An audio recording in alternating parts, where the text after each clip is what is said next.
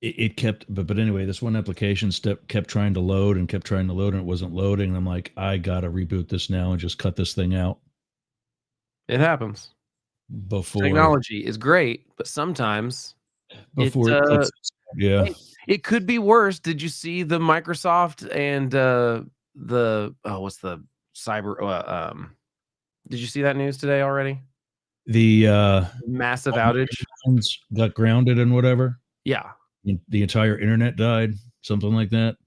It was a it was literally a, CrowdStrike, which is, antivirus, anti-hacking kind of stuff that they have, like, on top of these. It was an update to that, like, literally broke Microsoft, cloud stuff, and so, yeah, airlines went down, entire airports shut down. I mean, fortunately, it was, like, overnight in America, but the rest of the world, I mean, it's and they say it might take weeks to fix in some cases because it's a manual patch update because most of these systems have blue screens of death now. So your tech problems are not as bad as Delta Yeah, Airlines and Microsoft's right yeah, now.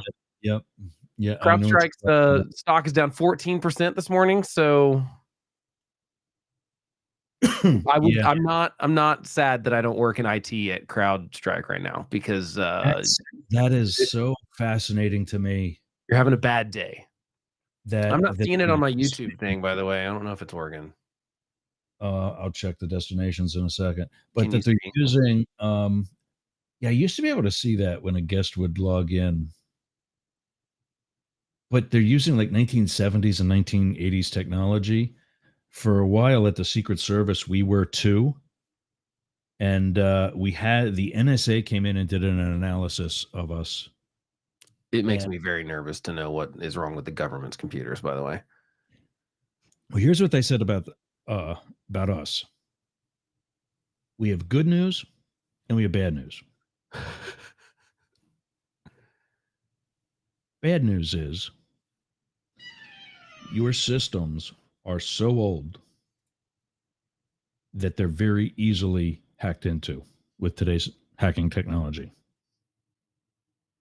The good news is the kids that would be doing it would be using their grandparents' programming level, like programming from their grandparents' uh, day to do it, and they don't know basic. Remember that language? Right. Oh, yeah, yeah, yeah, absolutely. I mean, I've never, to be totally fair, I am not a programmer. I never have been. I've Right. just worked in that. My previous job was working with developers. So I speak the language of developers. I'm like a translator between clients and devs. I'm not actually a dev, but I do know enough to know where problems are. Do I sound like I'm echoing? No, you sound great. Sound great. And by the way, I just confirmed it is live. I just put the wrong link on my Instagram, so I'm gonna go Yeah. change that real quick. Awesome. Um, Well, now that we're live everywhere, uh, let's get let's started. talk about it. Yeah. I mean, so you want to Hold on. start? I mean, what a week. First of all, we're gonna be on the air for 2 hours, and we couldn't possibly talk about all the things that have happened in the last week and a half. I know. It's not Oh, possible. So all right. Well, obviously, the most important thing that happened in the last week was an attempted assassination on a presidential candidate and former president. Agreed? I don't know. I mean, it kind of ranks up there with Hulk Hogan making again. Well, I mean, obviously, other than the Hulkster, you know, that's obviously the story is him ripping his shirt off and Yeah, I saw that. revealing the Trump Vance. You only have to change 2 letters in that sign. You don't even have to have a new yard sign. You can just change the VA from the PE, and you've Oh got it. wow. That's all you got to do. Do you think that's why that's what the choice was? No, no, no, I don't think so. But It would save him money at the printer. well, I mean, and then you just have to take the 0 on the 2020 part of the sign and change that to a 4, and you really don't have to buy a new flag, you don't have to do any of that. It's, I don't know, maybe it's kinda smart. No, I don't think that's why he picked JD Vance. And honestly, normally on a normal week, we'd probably talk about JD Vance, but there's so many other things. I think we will talk about JD Vance, I'm sure. Oh, yeah. But let's talk about the assassination thing first. I feel like so. I mean, I've been dying to actually talk to you. We've texted a little bit in the last week, but it's been Take a number. Take a killing me number, bitch. that less than or basically 24 hours after we last spoke, because we were on the air last Friday, this happens, and obviously, I Secret Service has been getting hammered for it. Some Um, so some I of the let's info I've got. let's start with. I would love to know what you think about the whole situation. Just like stream of thought. What are your thoughts off the bat? So my first reaction, and this is the news appearance I made down here in Florida on WFLA. Let's talk about what went right. We're not there as much to keep him from being bloody as much as we are to keep him alive and functioning. Correct. Yeah. And that was a success. I don't think he was shot. Well, based on what though? There's a New York Times picture of the bullet. That's. Do you know how fast that goes? Yeah, I know, but it's a streak in the behind his head. I There's a. know. I mean, it's a I know. bullet. It's a bullet, Yergz. Ugh. What else would it be? Photoshop. What? But why would New York Times Photoshop a bullet going by his head? This, I think, Maybe it's because it's the New York Times. but New York Times doesn't have any interest in propping Trump up as some sort of martyr. I mean, this was not. Look, if Fox News, not even Fox News, I'm not even going to go that far because I don't think Fox News would even do that. If Breitbart, Yeah. Or freaking Infowars in bankruptcy, or if they post something, obviously I'm not taking it, but like this sounds like now MSNBC is airing this kind of conspiracy theory, and I think my concern is that your disdain for Trump, which is understandable, is clouding your judgment on what really happened to him. I mean, I think we were millimeters away from. Wait, stop. Hold on a second, because you jumped to a conclusion that I'm not at. When I say that I don't think he was shot, I believe that the blood on his ear was real.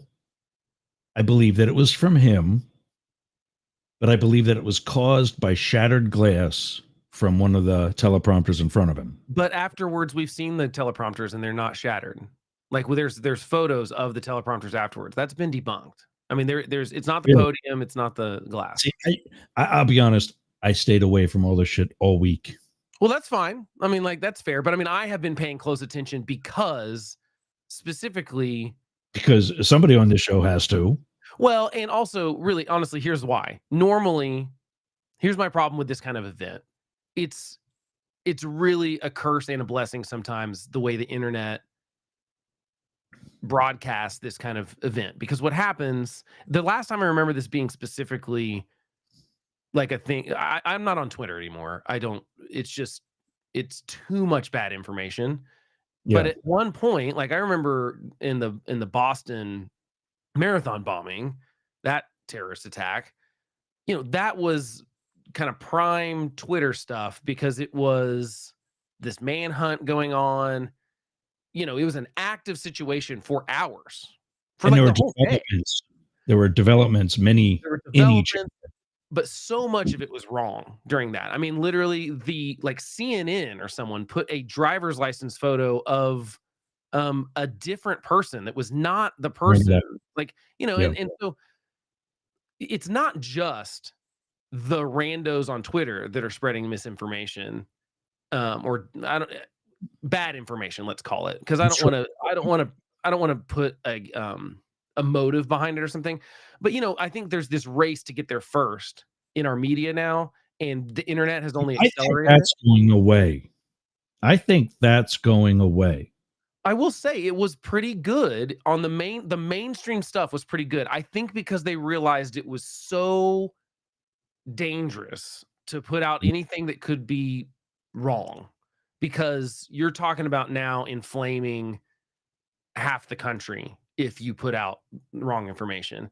And so I do think the major networks actually did a pretty good job. Now, I will say CNN and a couple people had some ridiculous headlines early that were like, Trump falls to ground while some loud noises happen. Or I can't remember exactly. Like Yeah. most of them had Trump falling as the headline, which I Yeah. mean, like it was obvious that it was gunfire very quickly and that they had neutralized someone firing from a rooftop 140 yards away. So to me, it was pretty obvious that, and obviously he got hit with something. Like it was amazing to me that CNN didn't have that, like, and Trump appears to be injured as blood's running down his face. Like they didn't even report that initially, which I think is like, guys, you can see that with your own two eyes.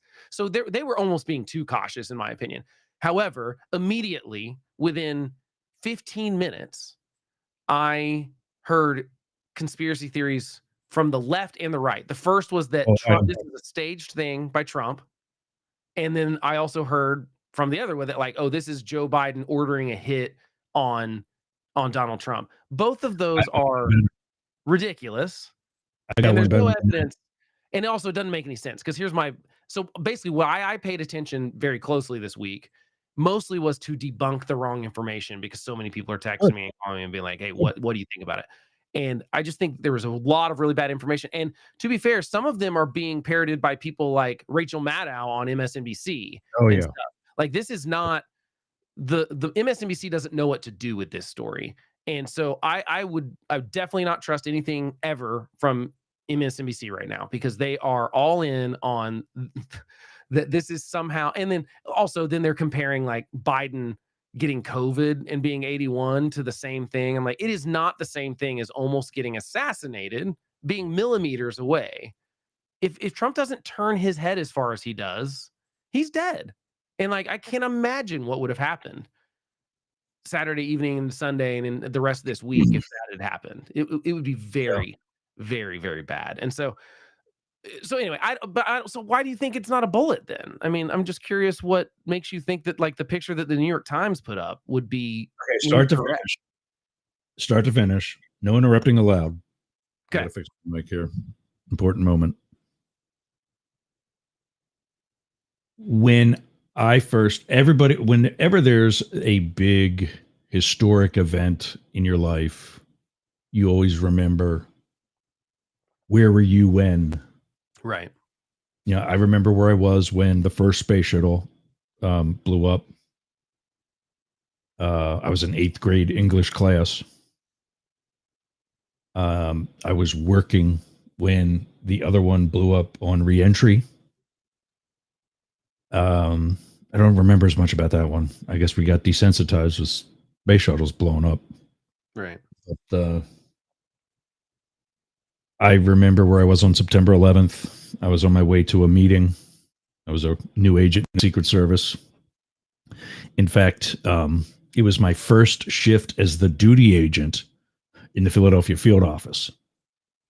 So when we all got sent home later that day, because the Philadelphia Federal Building was right across the street from Constitution Hall, the new shut it down, probably, right? the new museum for the Constitution, which is right across another street from Independence Hall. Yeah, which were targets. Oh, yeah, I mean, I can't imagine being law enforcement in the federal government that day. That sounds I can. Been there. I went home as my boss told me to, and when they realized I had a landline telephone, and I'm not even talking voice over IP. I mean, the phone company comes in and fishes the stuff through the wall. Oh yeah, yeah. This is legit old school. And was it rotary? Was it? Was it rotary? No, it was digital. But I sat on the edge of because it was right on the nightstand at my bed. It was the only one I had in my whole apartment. And I sat on the edge of my bed for the next couple of hours talking to intelligence services in our country that I promise you've never heard of before. Oh yeah. And it was from that I became of the opinion that our primary intelligence service, the CIA, is a cover for all the other intelligence services that are doing the same thing. You mean like as far as domestically when they're not supposed to, kind of thing, like liaising No, with the FBI? I just mean operationally, domestically. So intelligence services like the CIA are very much authorized to operate inside the United States property. They're not supposed to be, Continental- though. No, that's not true. They're not supposed to operate against the United States. Well, don't they have to liaise with a local law enforcement to be able to work within the United States? Hell no. I thought they had to. Local? I Are thought you legally, kidding me? I really thought the CIA had to legally like liaise with like the FBI, for example, if they wanted to. Like, FBI, yeah. FBI, and they want to do that because the CIA is not law enforcement. right. The CIA's job is to go into other countries and break the law. Right. But sometimes they have to do that here. Well, they shouldn't be able to do it over there. No, there's these things called embassies. Yeah. Well, yeah. I guess that's different. Yeah, you're right. Yeah. But that's And not technically United States ground. Just to be clear. Well, no, but that's a huge misnomer. It's not true. It's not remotely accurate. The CIA is allowed to operate inside the United States. Their two biggest facilities are inside the United States. Well, operate, but not like operate. Okay, full blown. Do your job. They cannot, in their charter, they are not authorized and they are prohibited from operating against the United States. Which would mean it's citizens too, right? No. I'd have to look into that more because I thought they had to liaise with like FBI if they were going to do like an investigation. That's terrorist. But they want to do that. Right, because but I thought they had in the middle of an investigation, when they're in the middle of an investigation, they don't want people knowing that the CIA is there too. Right, yeah, because most of the time the CIA are probably the real successful agents, actually officers and employees of the CIA. I just talked to one yesterday. They are the most humble people you can meet. And also the most open-minded. You know, one of my favorite sayings that I've learned from them and fits to everybody in life. You don't know what you don't know. Very true. And so if you're a source and you're a reliable source, they're not going to just take your word for it. Right. Even if you're a reliable source, unless it's an absolute emergency. Like Trump's going to get shot today. So does that mean you're hearing something the CIA has something to do with this, or what's the? No, okay. I'm just still on. I'm just still on September 11th. So fast forward to current times because we do only have 2 hours, and for Atlanta on WDJY, we're down to about 45 minutes now. Yeah, believe me, I can tell you just this story for the next 45 minutes. I know how to drag it out. I want to talk about Saturday though. Oh yeah, we'll get to that. We'll get to that. Yeah. So tell me, like, why? So what's your initial thoughts? So I was grocery shopping, and also from WDJY and Yergz Radio, Glenn Sportcat Jackson texts me with just these no additional information. Clearly, he's not a news guy. He sticks with the comedy and the classic rock. Trump got shot. That's it. Yeah. That's what he leaves me with. A retired Secret Service agent was Trump got shot. Yeah. So knowing that anyone in their right mind would want to pass more information than that, I'm thinking he's busting my stones. Right. He's bored on a Saturday. Got nothing else to do. He's getting over being sick. His marriage is going down the toilet. His mom's right behind it. She's not doing well. He needs to do something with his day.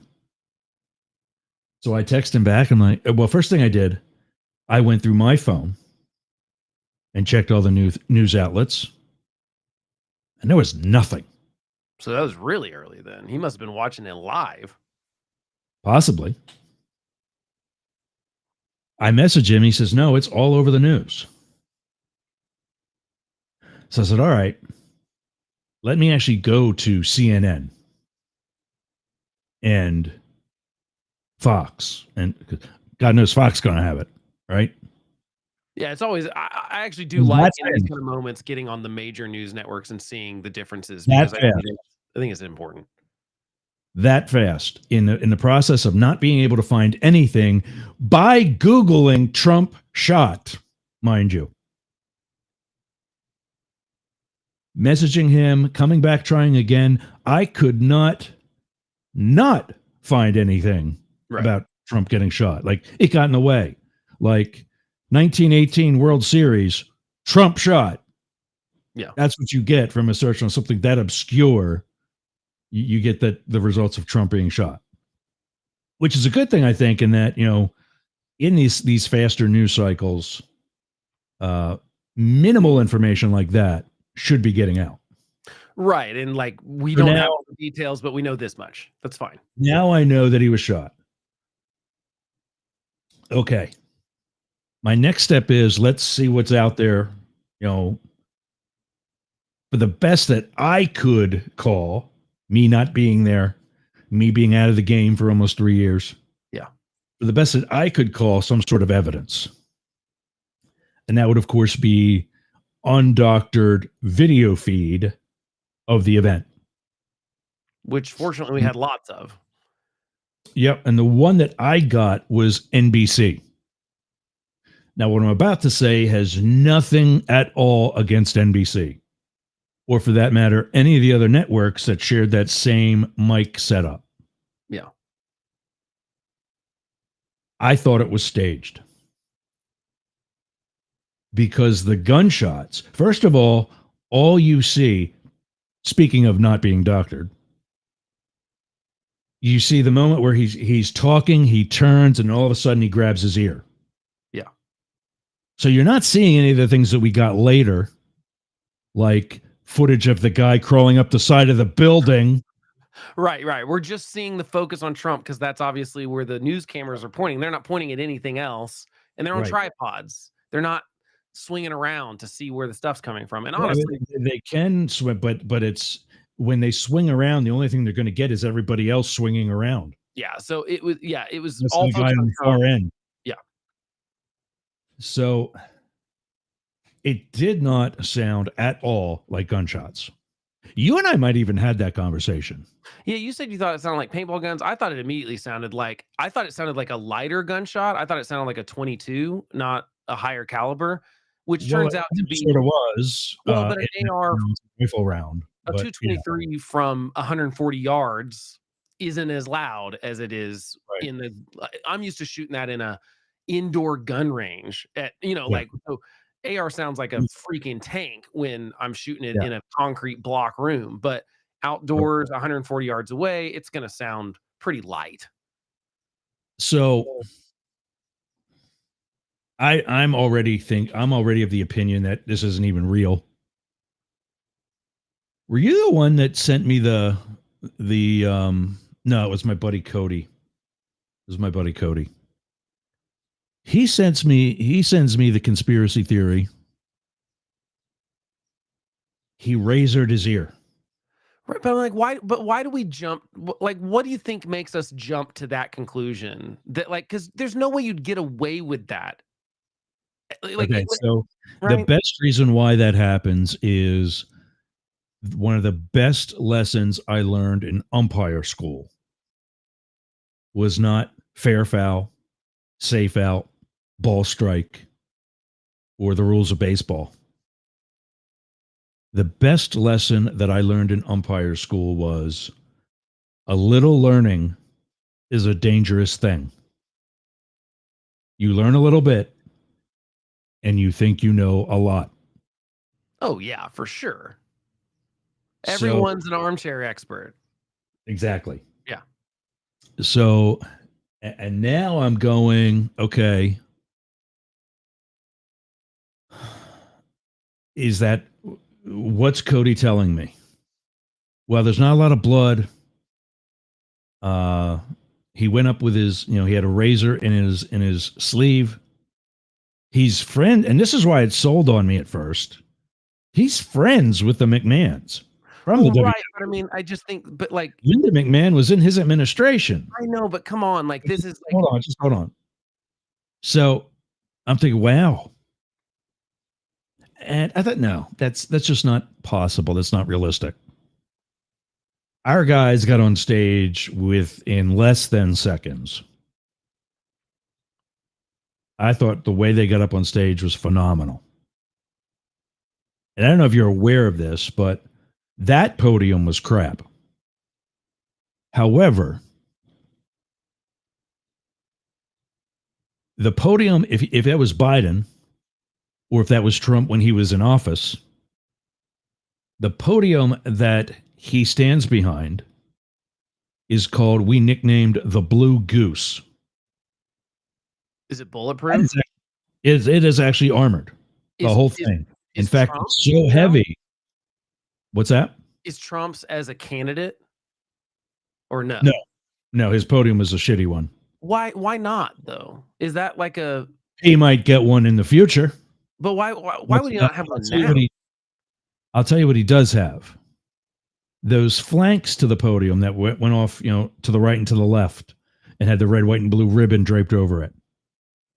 That is at least 1/4-inch steel. That's steel. Why not have the podium be that and be something that he can like take 'Cause cover under? Because he's above the campaigns and our assets. They don't have the money for that. Knowing what a candidate gets, I was surprised to see that he had snipers.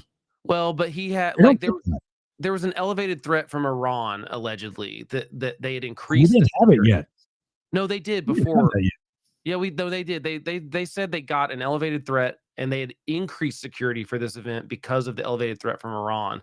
That they thought there was some sort of plot to potentially try to assassinate Donald Trump. Which I knew that came in this week. I didn't know that it was in before. It was in before because there's some discrepancy. They knew about that. If they knew about the Iran threat, the threat from, I try to pronounce those countries accurately, the threat from Iran. Yeah. Not Iran. Right. But, we Americanize things. If they knew about that. Which they did. They said they increased security. But then this kid does what he does, totally irrelevant to it. Right. And we wonder why there's conspiracy theories every 5 seconds. Yeah, no, I mean, I get that there's some, that's the most common one that gets brought up is like, this guy was recruited by someone, but there's just no evidence. I'm like, not saying that's not a possibility. I'm saying there's zero evidence so far that that's what happened, but I don't so much care I do care. It doesn't matter what his motivations are as far as like, I don't understand why we don't have the resources to give. He's not just a presidential candidate. He's a former president and presidential candidate. I know that's only happened twice now. Let me tell you that story.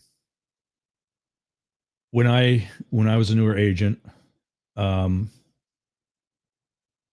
excuse me, when I was a newer agent, I was in the Philadelphia office and we were talking about assets, what they all get.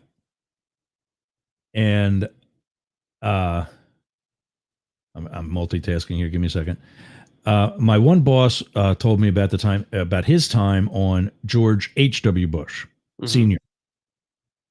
He went to the Washington Hilton, kind of a famous hotel, if you know what Hilton that is. Yeah. It's where Reagan was shot. Went to the Washington Hilton for an event, was in the conference room space in the below areas. Small army of agents, sitting president of the United States, historic place. We know how terrorists and people like that like their anniversaries and places of history and so on. And this is HW was the vice president to Reagan when he was shot too. So it's the same. Yeah. I mean, I assume there's an elevated risk. Small army. Well, I mean, he was a sitting president. So small army of people. He loses the election. This was an election stop. He loses the election, comes back late January, early February after having just left office to the same hotel, to the same room, to speak to the same people as like a thank you tour. Do you know how many additional poststanders he got? Probably none. 0. Yeah. Everything was the same. But just the simple fact that he was no longer the sitting president of the United States, the amount of assets that he gets to his security nosedives. Right, but like, does it go? It goes up when they're a candidate again, right? To an extent, they don't get as much as what the sitting president does. Well, of course. I mean, it's really not even close. That makes sense. But I was surprised to see the snipers.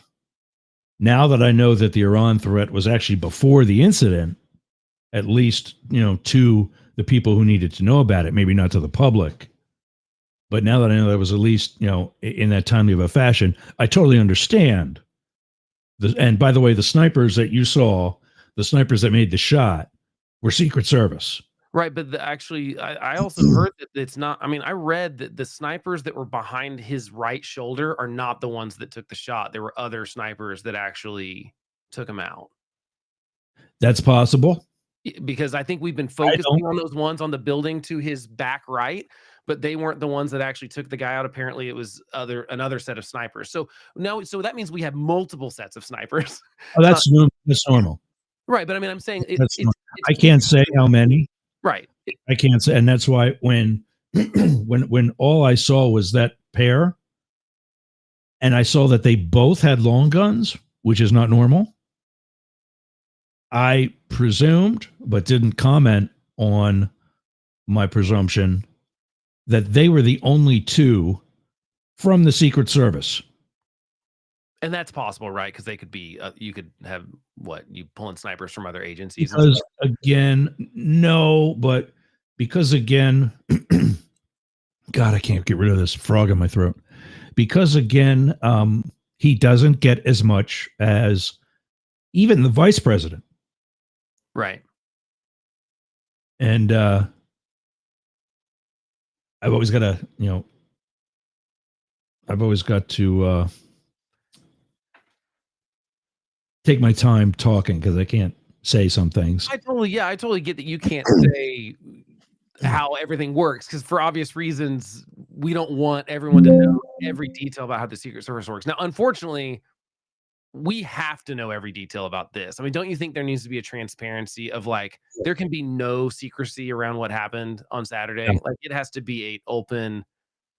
And I totally understand that, having lived that life for 21 years. Yes, there was a breakdown.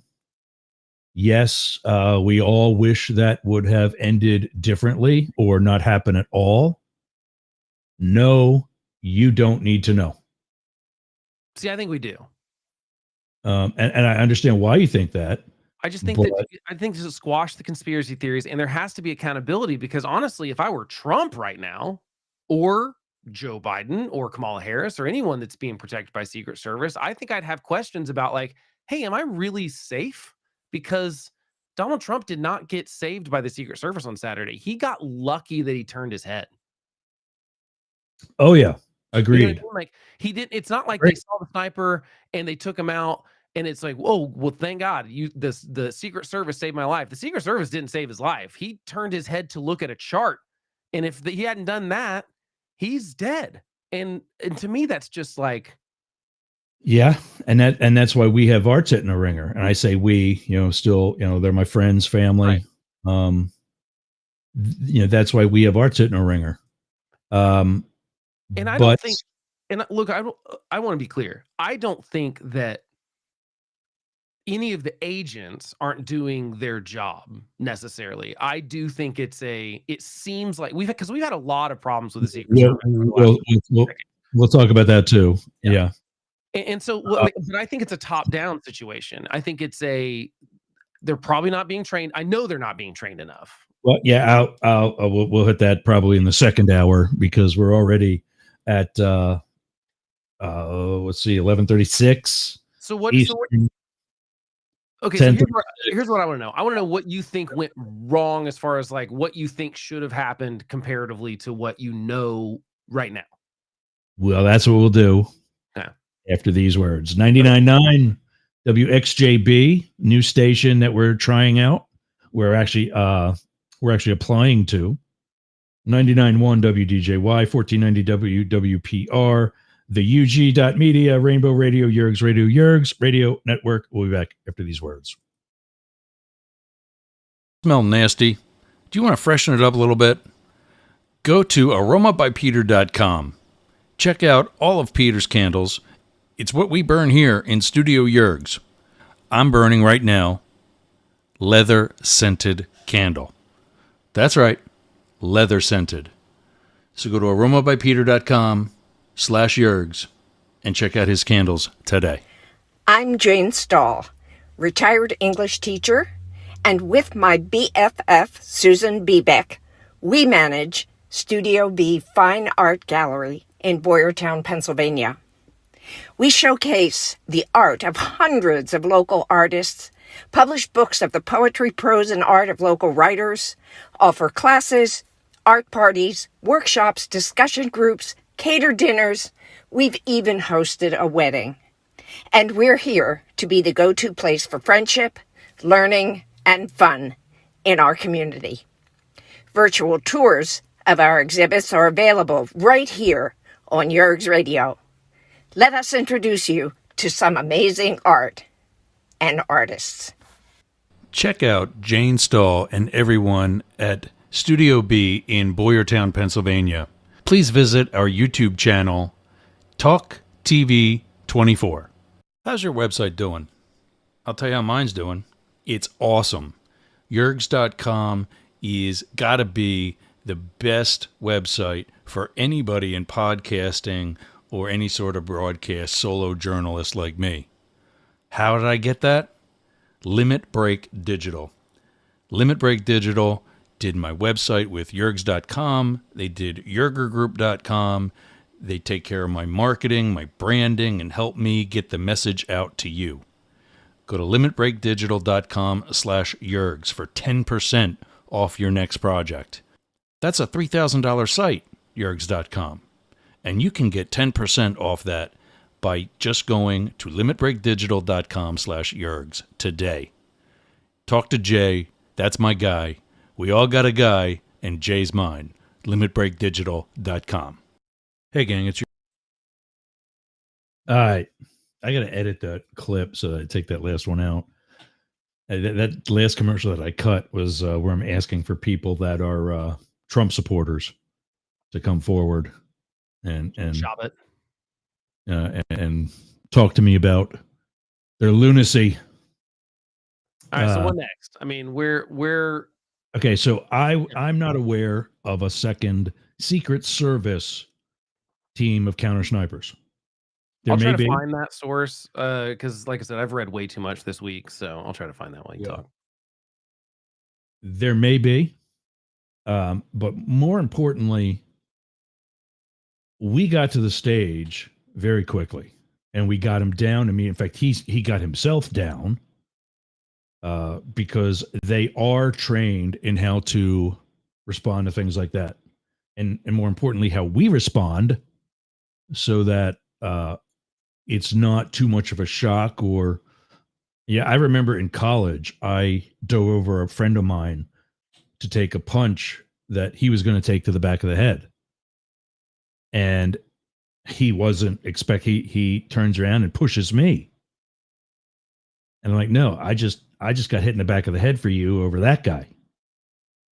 And then when he realized what happened, he went ballistic on the bouncer and got the guy kicked out. Anyway, they get trained. They spend I don't know how long, but we'll say a day with us at our training facility, in the cars that they use, in all kinds of things, mock helicopter, Air Force One, you name it.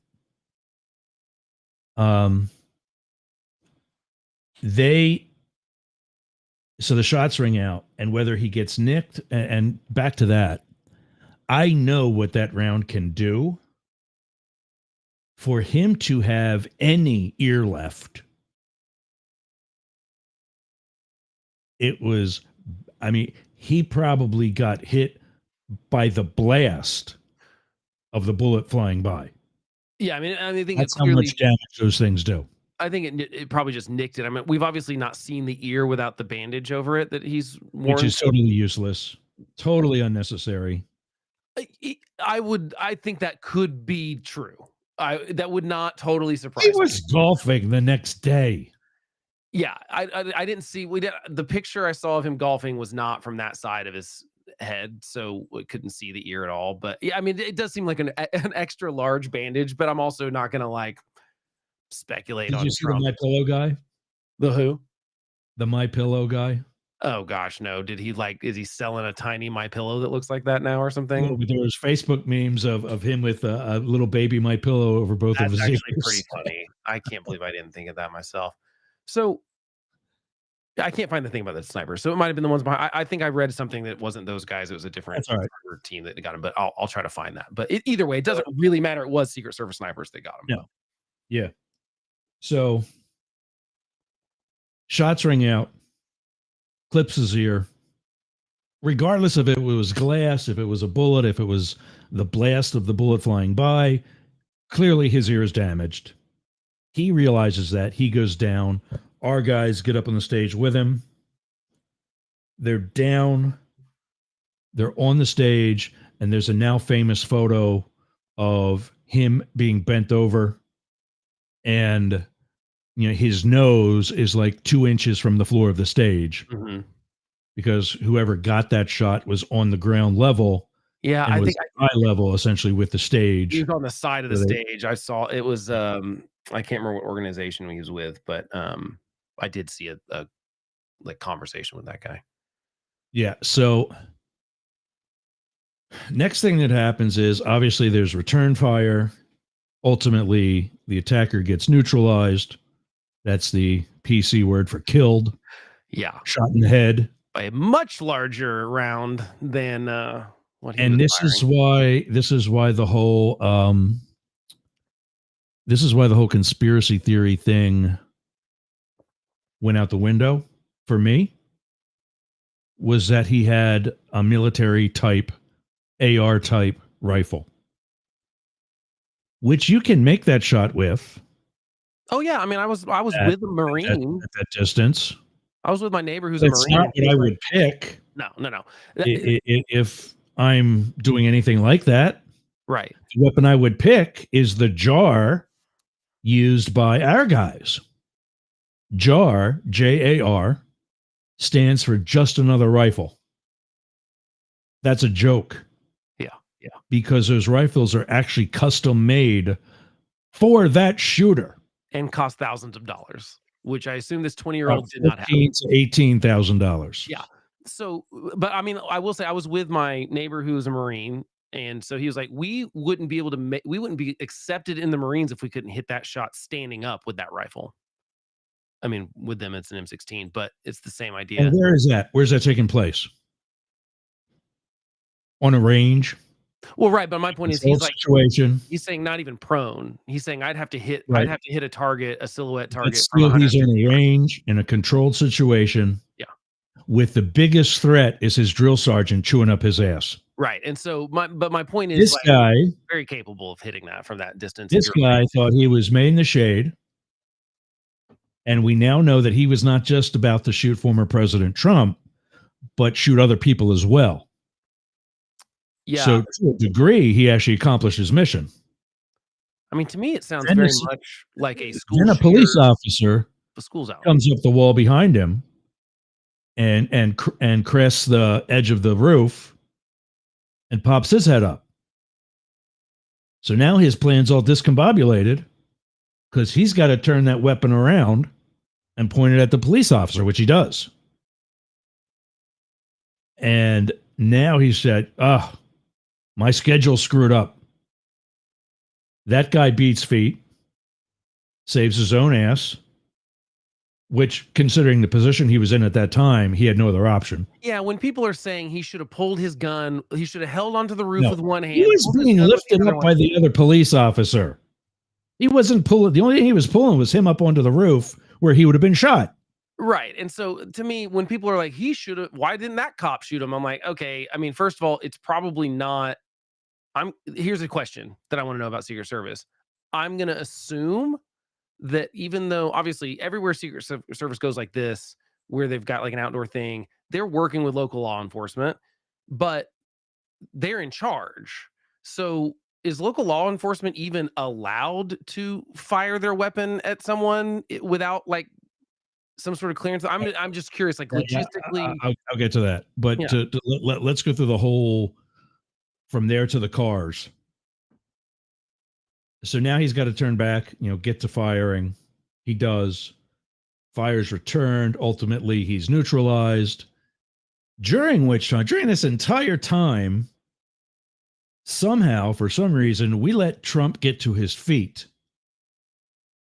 And now they're surrounding him in pretty much the exact spot where he was just shot. If that's me, and I say that, with the whole, now we're Monday morning quarterbacking too. We weren't there. We don't know. Here's what we do know. And that is go back to that saying I said at the beginning of the show, what they don't know. They don't know what they don't know. So far, they got one shooter. They don't know that he's alone. Right. They know he's neutralized, but they don't know that he's the only one. They don't even know that that's the only source of the shots. Right. They don't know that shots didn't come out. Just because you see that guy, don't worry about him. You see him. Worry about the one you don't see. I feel like it took way too long to get him off the stage, and I don't know that it was wise on his part or the Secret Service to let him pop his head out. That's what I'm getting at.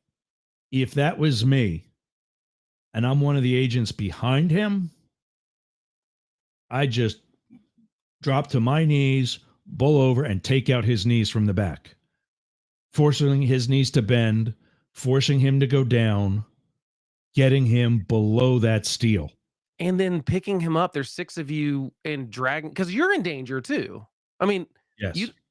And I know they they think the threat is neutralized, but again, they don't know if there's they don't know that. Stuff like that. So you got to get him out of harm's way until the actual moment that they're going to move to the cars. And this is why for 21 plus years, I've been saying those stages, especially the temporary crappy ones like that, should not have steps. Right. They should have ramps. Yeah, that makes sense. Because you're running to the cars. And there's 6 of you trying to lift. Why do they have steps? Because that's what comes with the stages when they pre-order these things from venues that supply that stuff. And to make the ramp costs extra money. But this is why, like, to me, I said this to a neighbor yesterday. I was like, look, I'm a conservative. I don't like my tax dollars being wasted on stupid crap. But I think it's very important that we protect the president, the vice president, anyone that we've deemed needs protection from the Secret Service. And especially in this case, someone that's a former president and the current presidential candidate. Like, I am for, like, if I need to train you, if we need ramps, let's get ramps. Like, and that's why I want this to be fully open. That's why I think that we need this investigation to be really clear, because I think real changes have to happen, and they have to happen right now because we are in the middle of a presidential campaign. So this isn't the kind of thing where you can be like, oh, like the election of 2020. There were some things that people thought were overdone, and but like the next time you have to have your election system ready is the next election. But right now, Donald Trump, Kamala Harris, now JD Vance, and President Biden all are wanting to move around the country and campaign and know that they're safe. And I think it's very, very important that they're safe. And so I'm like, let's get the ramps. The other thing that doesn't happen is the staff, the people that are working at that site, setting it up. We don't design that site. The staff does. But I think Secret Service should be involved in that. We are. But here's the involvement that I've also always said they should be in. They should have to go to our training facility and get certified by us to do whatever job they're going to do on the campaign. If You they're mean going to the people design a that are with site, him all the time, or do you mean like the yeah, local law I can't, enforcement stuff? the volunteers, if you're designing a site, you need to have the blessing of the Secret Service to do it. Couldn't there just be? If Couldn't we you're just have doing, someone if do you're that with doing, them? well, if you're doing advanced logistics, what we call the lead, Yeah. there's certain things you have to coordinate that has to marry up with us. You need to go to Secret Service training to learn how to do it, because that'll also expose you to us. And when I say that, I mean the agents you're actually going to be working with. Right. And I think that So they're like, now there's a level of familiarity. right. And I think that obviously there's something about that that broke down in this case, since like people saw a guy on a building, they notified local law enforcement, notified the Secret Service. They even got notified of this guy 20 minutes before any of this stuff, before he was even on the roof, that he was acting suspiciously.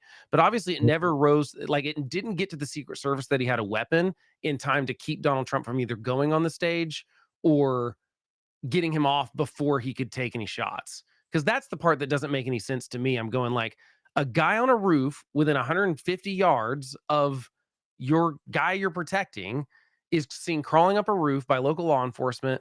Well, like I said, we don't know the communication timeline of when they knew he had a gun. We don't know that yet. And obviously, I know the Secret Service snipers don't want to take out some guy that's trying to get a good picture with his telephoto lens. Like, I get that Yeah. there's a So hesitation. that was the other question that I had all week. Why did they let him, get shots off? You want to make sure he's got a Right, gun. Yeah. I mean, seriously, you're going to shoot somebody on suspicion of being an assassin? Right. And the other Good thing luck with that in court with the BLM movement and what have you. the other really interesting the thing I heard or read was that, look, those snipers are not they're not looking 150 yards at, they're looking 1,000 yards at. They're looking well past the perimeter, because they're trying to secure, like, you got the inner ring. What are these different rings? It's like, what, the first level? Tell me I can't be specific, but there are multiple levels. There's multiple What levels. what you saw on stage was the phrase "the inner circle." Right. So there's inner circle of those guys. That's the shift, the working shift. Then there's other levels that branch out beyond that. And the thing of, everybody asked me, how's this guy getting so close? He was outside the perimeter, our outermost perimeter. Right. Where only local law enforcement was. But my point was that I don't understand why Secret Service would not require someone to be on that rooftop, whether it's local or law enforcement or Secret Service, but no one was. So that they did. And that team was actually in that building. Right. But They were weren't on one top floor. They were one floor below. Right. But why were they not on top of the building? Ask them. Right. When he scaled that building, he went right past them. But here's the problem I have with that, is that if the Secret Service says someone's supposed to be on top of the building and they know no one's on top of the building, then they get someone on top of the building before they put Trump on stage. I don't see how you don't. So that's another thing. That's a lot of my colleagues and I are saying, okay, if we knew there was something fishy, why did we even let him go on stage? Yeah. And I can answer that. Because on those small details, where not only do you see the protectee as a boss, you see that protectee a lot. Right. And you're kind of just as much wearing what's called an S pin as you are your own. So spell this word out in your mind. Sarge. Sarge. We use what's called the Sarge system to identify people that are authorized to have various levels of access. S, if you're wearing an S pin, and it literally has the letter S, that means your staff. That means you're the guy that I'm working with setting up that site. Right. Or senior people that he or she is working with, helping him set up that site. Other staffers that are just standing at the entry, handing out flyers, that's a volunteer. They don't have any real decision making to do. That's a volunteer. Yeah.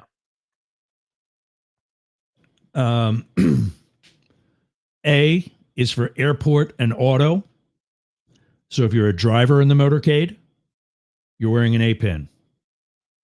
if you're anything to do at the airport, to include being a staff member, you're wearing an A pin because that's unique to that area. R is residence, the general manager of a hotel, the engineer of a hotel. People working at the airport just wear an A pin. People working at the residence wear an R pin. G is for guests. Your long lost cousin is visiting and we don't know that person. They get a G pin. That allows them up on the floor of your suite at the hotel, and we'll figure out who they are later, or backstage at a site.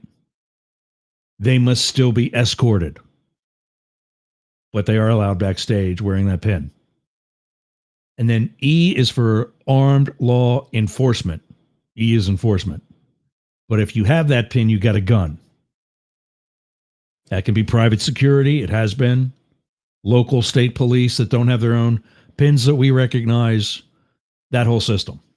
I'm telling you all that because I've made the famous quote in the past that some of our bosses, when I was on the Clinton detail, wear an S pen.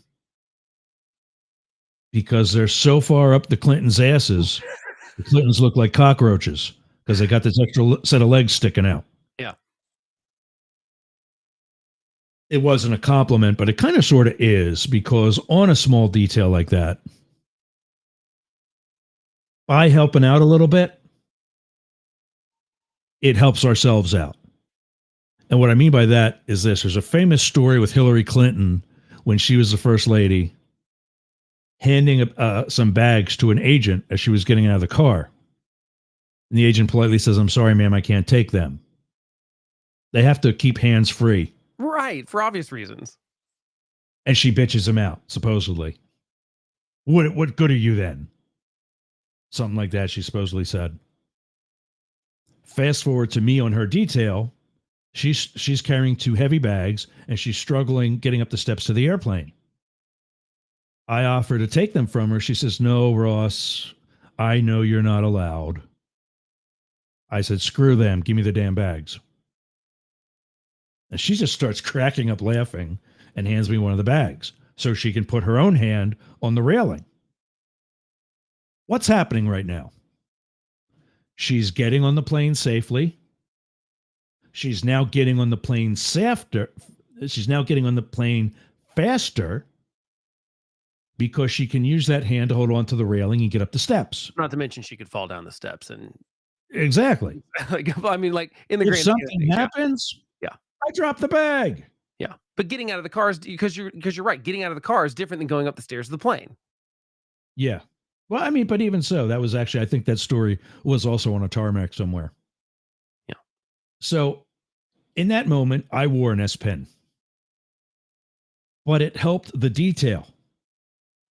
It got her what's called off the X, meaning, out of an area where it was more harmful to her. Right. Which I assume is the number one thing you want to do is keep them Exactly. in areas you So can control more often than not. Why would you let your protectee stand straight up when he's already 6'4"? Yeah.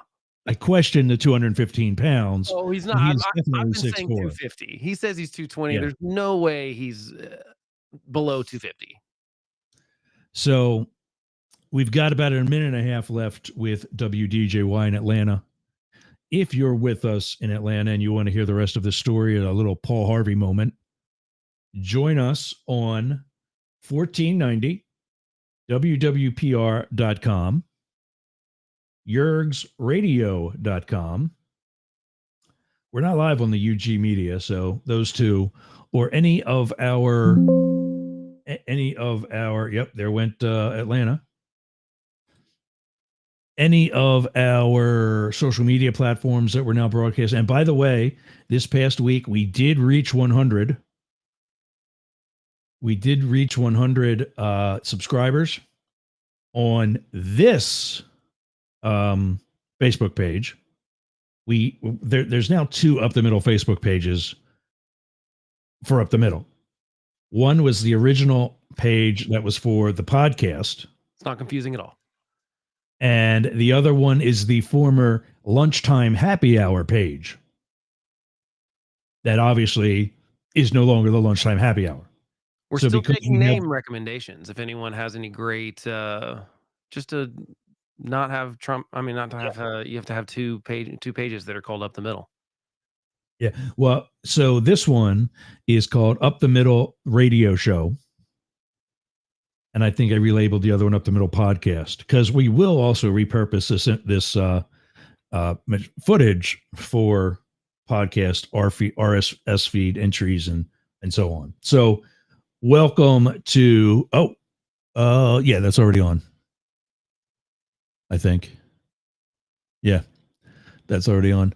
So welcome to everybody joining us on 1490 WWPR, whether it's over the air, whether it's over the internet, or one of the other ways I just mentioned. We're in the middle of talking about the events of this past Saturday. And I hope to get to the events of this past week in the next hour as well. So to bring the Tampa Bay folks up to speed, as you already know, Trump gets shot. All kinds of conspiracy theories start flying. All kinds of Monday morning quarterbacking start being done. All kinds of experts crawl out of the woodwork to get themselves on TV, myself included. Hey, to be fair, you're ex-Secret Service. That's the person that I think actually is not armchairing this thing necessarily, because you've actually been there and done. There are two former Floridian, two fellow Floridians that are also fellow former Secret Service. Fair point. And one I didn't even recognize. And for that reason, because it's not complimentary at all, I won't say his name. And I don't think he has a radio show or any reason that you would recognize him anyway. And he wasn't even on a local station here. He's on a station in LA. But the other one does. Yeah, we'll get to Danny Boy. But he was one of them found the conspiracy theories. Oh yeah, we'll just call him Chris for now. Chris was on the Clinton detail with me. I know this guy. And he's on K something something something out in the west of the Mississippi is where the K starts. East of the Mississippi is the W's. I did not know that. Yeah, I just learned that recently too. Actually, we've got W's here too. I'm confused about that. I don't know. Maybe it's you might be. It might not be right on the Mississippi, but essentially, Eastern U.S. is W. Well, Western U.S. is K. I'm learning new things. You would think that would be the opposite, but yeah, because I don't know. I don't know. I don't either. We've got them both here for some reason. I don't know if it's an AM FM thing. Yeah, because you're right on the line. We're pretty far. Yeah. And I mean, when I say the line, I mean a pretty wide line, like an entire state width of a line that goes up the country. But anyway, this gentleman was just, there's going to be people getting fired, and they did a horrible job, and he was just happy to be on TV. He should not have been on TV. I mean, talk about a face for radio. Ouch. I knew this dude when he was on the detail with us. He was in good shape. In fact, he was kind of active, kept himself in good shape. And, I'll say, I mean, the world knows I'm gay, so there's that. But if I was a straight guy, I'd be confident saying he was a fairly good looking guy. He's not that either of those anymore. Well, people do let themselves go. Oh, yeah. He was fat. He was bald. He let himself get uglier. I mean, he must have hit the recreational drugs in retirement because he's beat up. Well, we know that's the problem with some of the Secret Service agents while they're on duty. So yeah, we'll get to that. He's beat up. I know this guy. I can get into a conversation, right? Of course, if he hears this, we'll never get into a conversation again anyway. But I know this guy. I didn't recognize him. I had to, like, I'm hearing the voice and I'm kind of recognizing that. And I'm staring him down into the TV and I'm like, oh, wow. When it hit me, forget about the news being the assassination. The news now is how this guy let himself go. Then the other guy comes on. Here's Danny Boy. Sunday for the emergency broadcast. That's what he called it. The emergency broadcast. Yeah, it's unfortunate that people look to him as an expert. And here's what he says. Abysmal. Poorly done. Now, I don't want you to jump to any conclusions. Hello? What did you just do? Yeah, but I don't think I don't think that's a ridiculous position to take, because I think that Abysmal. for someone not to be on that roof, it feels like that is a bad job. Like, that is right. I mean, You like, know what yourself, the excuse? only thing he was doing was getting himself, some play, some airtime. Look, And he's I'm not not really, defending Dan Bongino. He's an asshat, but he yeah. I don't think he's wrong about it being a failure on the Secret Service's part. And It was less of a success than what I made it out to be on Monday. yeah, I mean, I think that not When I having see someone on the roof, there's some things now.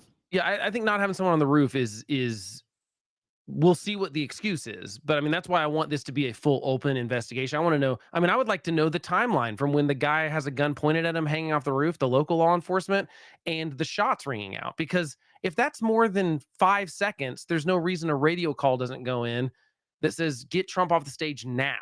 Like, again, I don't know the logistics of how that communication happens. I don't know if it's got to go through several people or if they're in direct radio contact. These are things I don't know, but that's why I think that the American people deserve to know all of those details about this specific event and how to prevent it.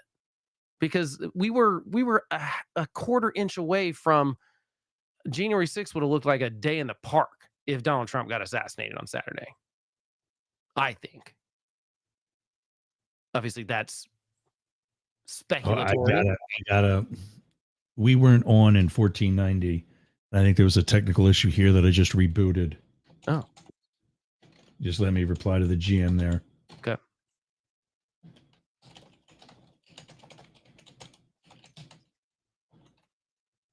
She messed. She. I don't know why she didn't call. She just literally 2 minutes ago, so it wasn't too far. Are we on now?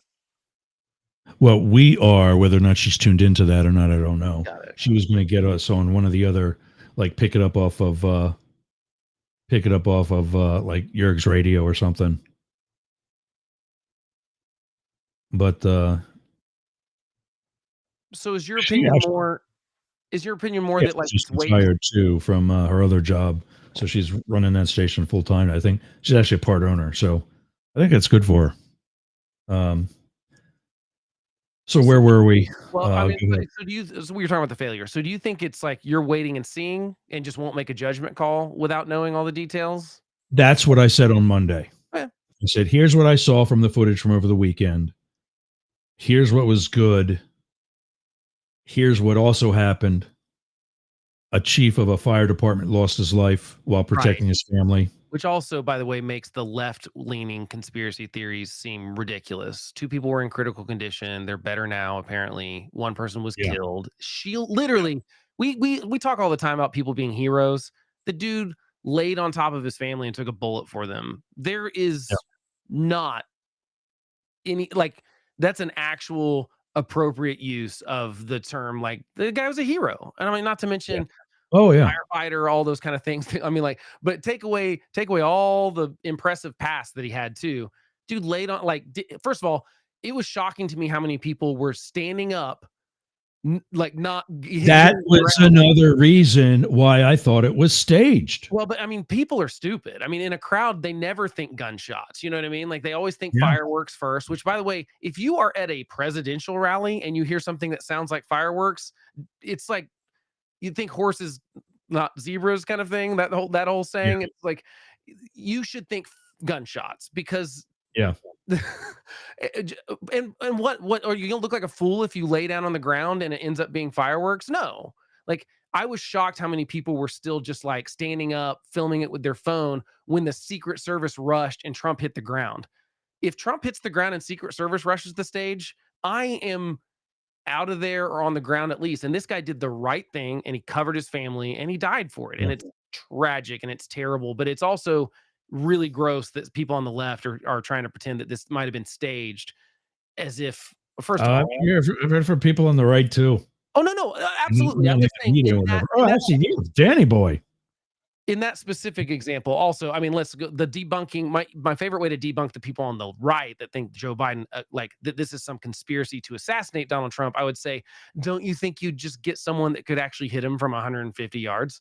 Yeah, exactly. That's I literally laughed break. out loud at that one Give me a break. They're because both ridiculous. Biden is going around saying how great the economy is, but he can't afford a real assassin. Right. They're gonna have a 20-year-old patsy that's a terrible shot. Like we know that he didn't make the rifle club or whatever in high school because he was such a bad shot. And which also not to get too far off topic, but that also doesn't make any sense to me. Aren't you in the rifle club to learn how to shoot in the first place? Well, but maybe it's like the golf team. Maybe you have to be able to like make a certain score to even be allowed to be on the team. I mean, that makes sense to me. But my point is that like the immediate jumping to conclusions based on your own political priors about what you feel about Joe Biden or Donald Trump was I don't know. It's like it's the worst of the internet. It's the worst of people. It's the worst of partisanship, and it's also just like what to me it just shows a disconnect from reality. If you jump to that, like I said, you jumping to saying this seems weird right off the bat, but then like you see information within not even hours of that to go like, oh, well, obviously this isn't a stage situation. This obviously is gunfire. Like, you can have the wrong impression immediately. Because my impression immediately, by the way, was everyone's looking to the right.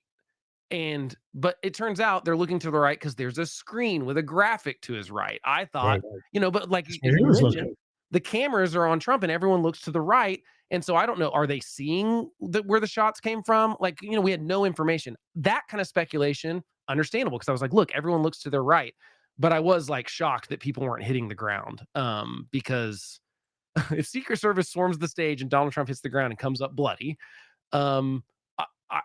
or even just hits the ground. I mean, like initially, I mean, you should be. I don't know that I'd be brave enough to be the photographers that are in there trying to get that shot. Honestly, I think I'd be like, nah, this is not worth my life. There's bullets whizzing by. Oh, you saw people. I saw people. That area, by the way, is called the pit. The area between the stage and the barricades that keep the general public out. Yeah. Photographers are not always in there. Like when the event's over and he comes off the stage and shakes the hands of the people in the front. That's called a rope line. Yeah. When he works a rope line, the photographers have to be out because again, if something happens, we don't want them in our way. Right, exactly. Because everything's planning for something to go wrong. And that makes sense. But like I said, the thing that just doesn't make any sense to me is the explanation for no one being on that roof. To me, does mean someone. I mean, I think the head of the Secret Service there's a pissing match going on in Pennsylvania right now with regard to that. But first, I want to go back to the stage where I left off in our, procedures. getting Secret Service. He's standing up. Yeah, we didn't really get past that point. Getting into the car. The order of events or whatever you want to call it. But I'm with you. Let's get ramps. Yeah, it's fine. Like, let's get a ramp. Seems easy. Ramps and training. We waste a lot of money on a lot of stupid stuff in the government. I am for spending a little bit more money on protecting these people. Yeah. So he stands up, and he stands up for a while. almost in the exact spot where he was just shot at. It took almost a minute for them to get him off stage. Oh, it was longer than that. I think it might have been over a minute. Yeah, I mean, Bad idea. it's a long time. He should have been down on that stage the entire time, down on the stage the entire time until they were ready to move him. Mm-hmm. And a lot of people say, oh, well, he's 6'4", he's so big, blah, blah, blah, whatever. Here's the difference between the campaign agents who are coming from the field and they're kind of sort of, headquarters is kind of sort of worried about just filling spots compared to putting qualified agents that can do the job on that rare occasion when they have to do what they do on Saturday, Mm-hmm. compared to the agents on the vice president's detail and the president's detail. Back to our September 11th story. Wait, can I ask a question about that real quick? Just because I want to know how many. Okay, Donald Trump's obviously an ex-president. He has a certain crew that's always with him. How much of that crew that's around him is with him all the time? Of like that's his protective detail because he's an ex-president versus. Does that get increased because it's an outdoor event, or is it the same crew whether he's at the Yeah, art it's convention? increased because that happened to me on the Clinton detail. It's increased because he's a candidate. Like I said, formers barely get anything. Right, but what I mean is like, It's does a very he? personalized experience because you're with that person quite a bit. Correct, but I mean, what In I'm the saying is case of like, the candidate does he- thing, the amount I can't give you numbers, of course, but the amount of bodies is greater. And as such, there are people that he doesn't know because is it they're with him greater for 2 or 3 because- weeks. Well, they're with him for 2 or 3 weeks. Then Yeah. they go back to their field office and another team comes in to supplement Okay. the team that's been there the whole time. Okay, so it's not the exact same crew all the time around No. like a traveling presidential candidate, and they do they increase it and decrease it based on the security risk of the location No. that they're doing an event at, or is No, it the he's same? going to have the same number that he was authorized for up to that point. And obviously, it Given sounds the like they did increase it because of the Iran Iran threat, but yeah, and give it. There's other assets, but it probably won't be shift.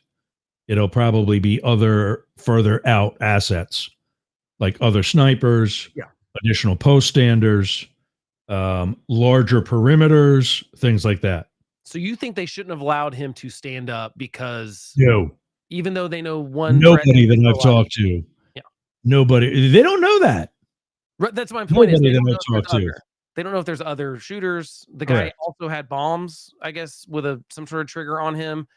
I don't really understand what the point of that was because the bombs were in the car. I don't know if he planned on getting away. We have no idea what his plans are at this point, but he did have So, explosive devices. yeah, no, they actually do. And that's what I said at the beginning of the first hour was that he had every intention of not just shooting at Trump, but making it a mass shooting like Vegas and Mhm. other locations like that. He was intending on taking it, and I think they got that. I heard that they got that off his social media.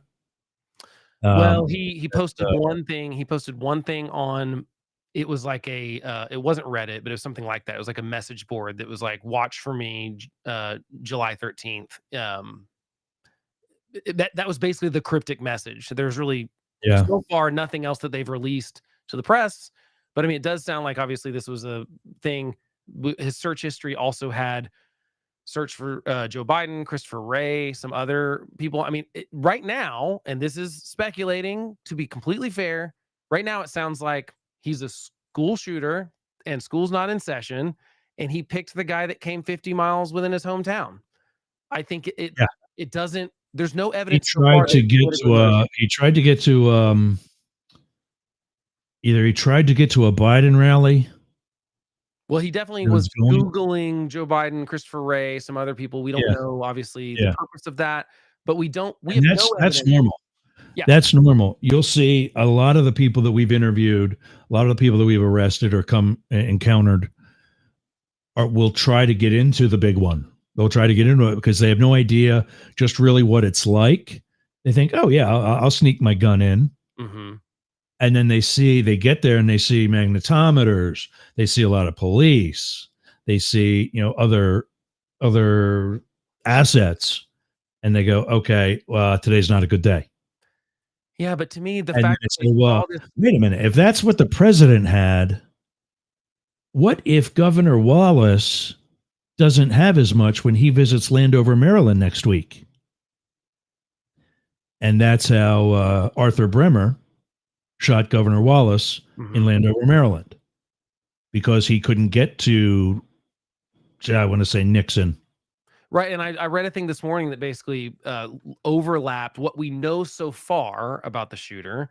And it overlays pretty well with most of the people that have attempted to or assassinated presidents. Like, most of them are loners. Most of them don't really have a political motivation. Okay. I mean, like, the guy that shot Reagan thought it was going to impress Jodie Foster. He was actually crazy, you know?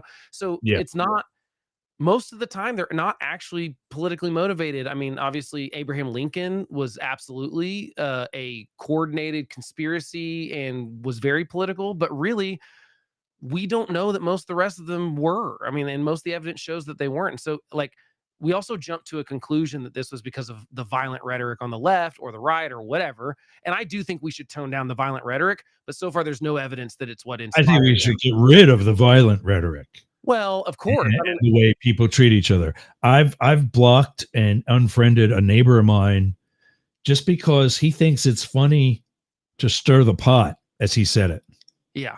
and to pick on things like mental illness. Yeah. You know, I'm in therapy, and honestly, I've never felt better. I would have really liked to see Joe Biden and Donald Trump come out this week and say, you know what?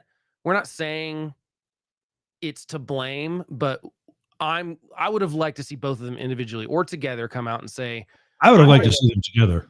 I'm not going to I really say, would have liked to see them together. yeah, I would have too. I would have liked them to come out and say, you know what, I'm not going to say anymore. I'm not going to say that it's going to be the end of democracy if you elect the other guy. I'm going to tell you why I think he's not good for the job and I'm better. But I would have liked to see them implore people below them, because they do have control of the parties, to say, Yeah. I'm not going to tolerate that. And just, even if it's not the reason this guy took shots at Trump, I think that it's worth pausing and going, but it could have been. And because it has been in the past, you know, you look at like the Yeah. congressional baseball field shooter, that was absolutely politically motivated. You look at Brett Kavanaugh, where we arrest a guy outside of his house that was maybe going to kidnap and assassinate him. There are some people that have been politically motivated by the amped up, this is going to be the end of democracy.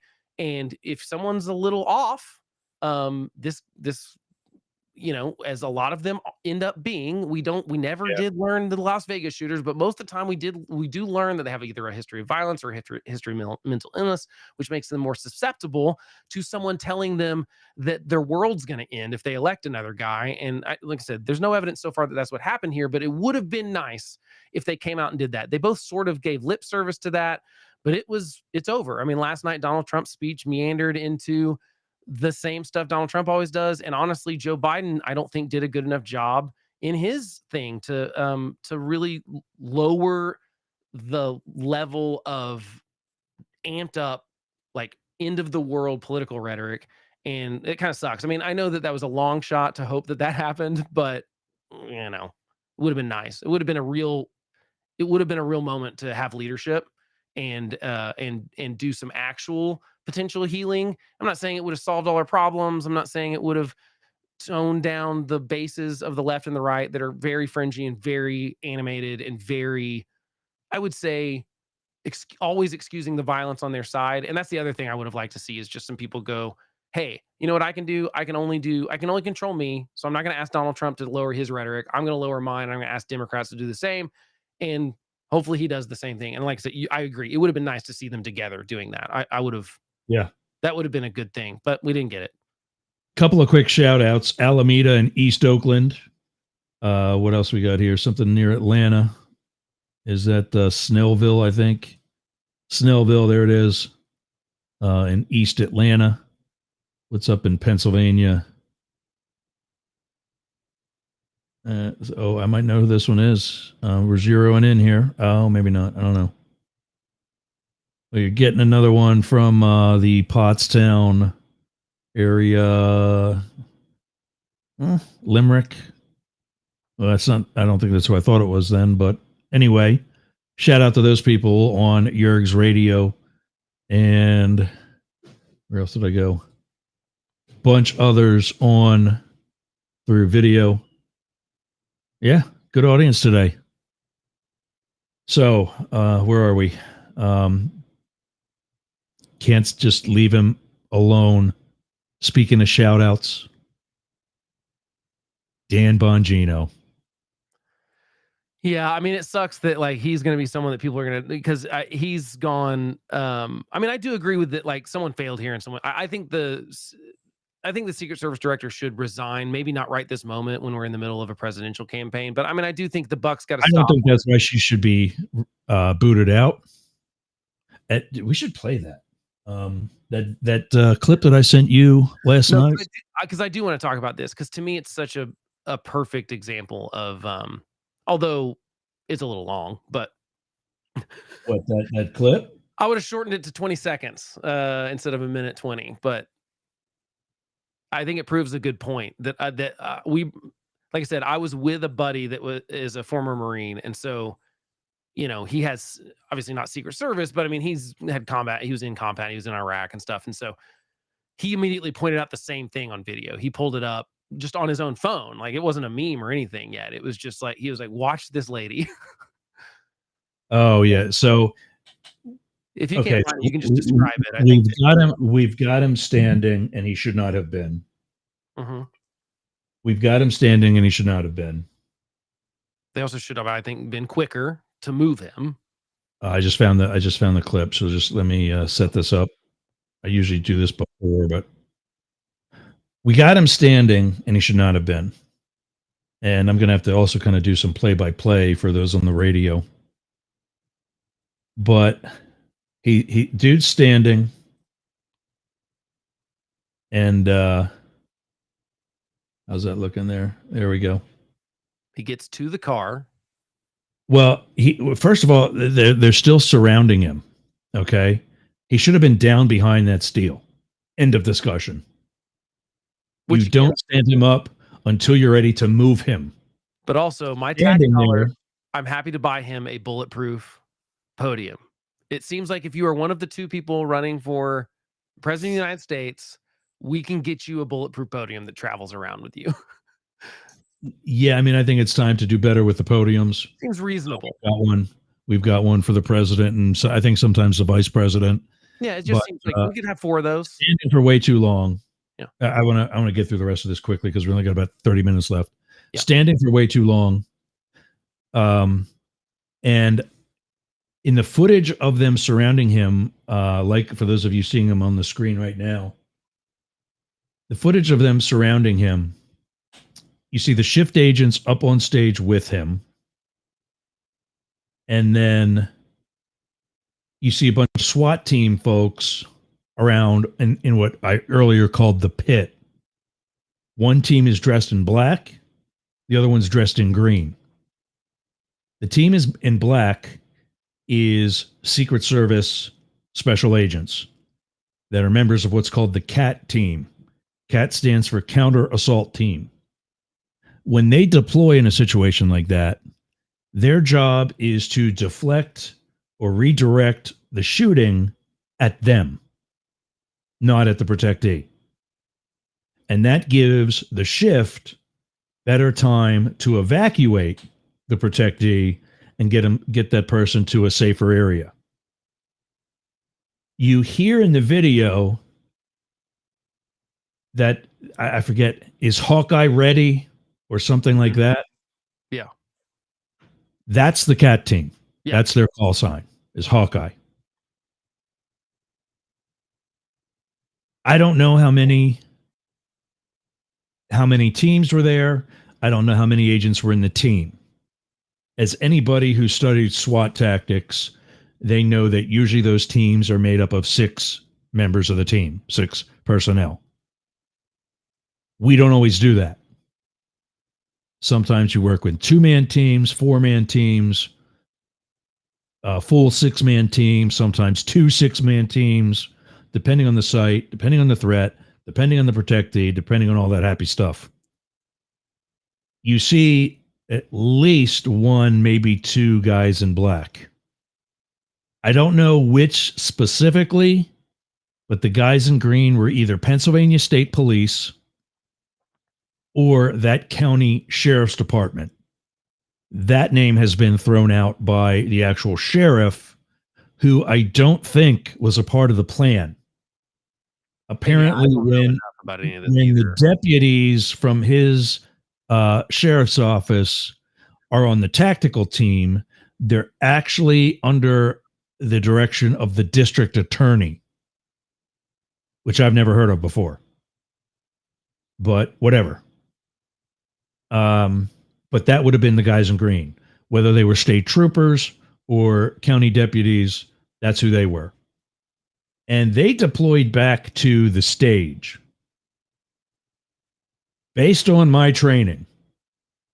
And that could have changed. The methodology could have changed in the past 3 years. Which I assume it does all the time.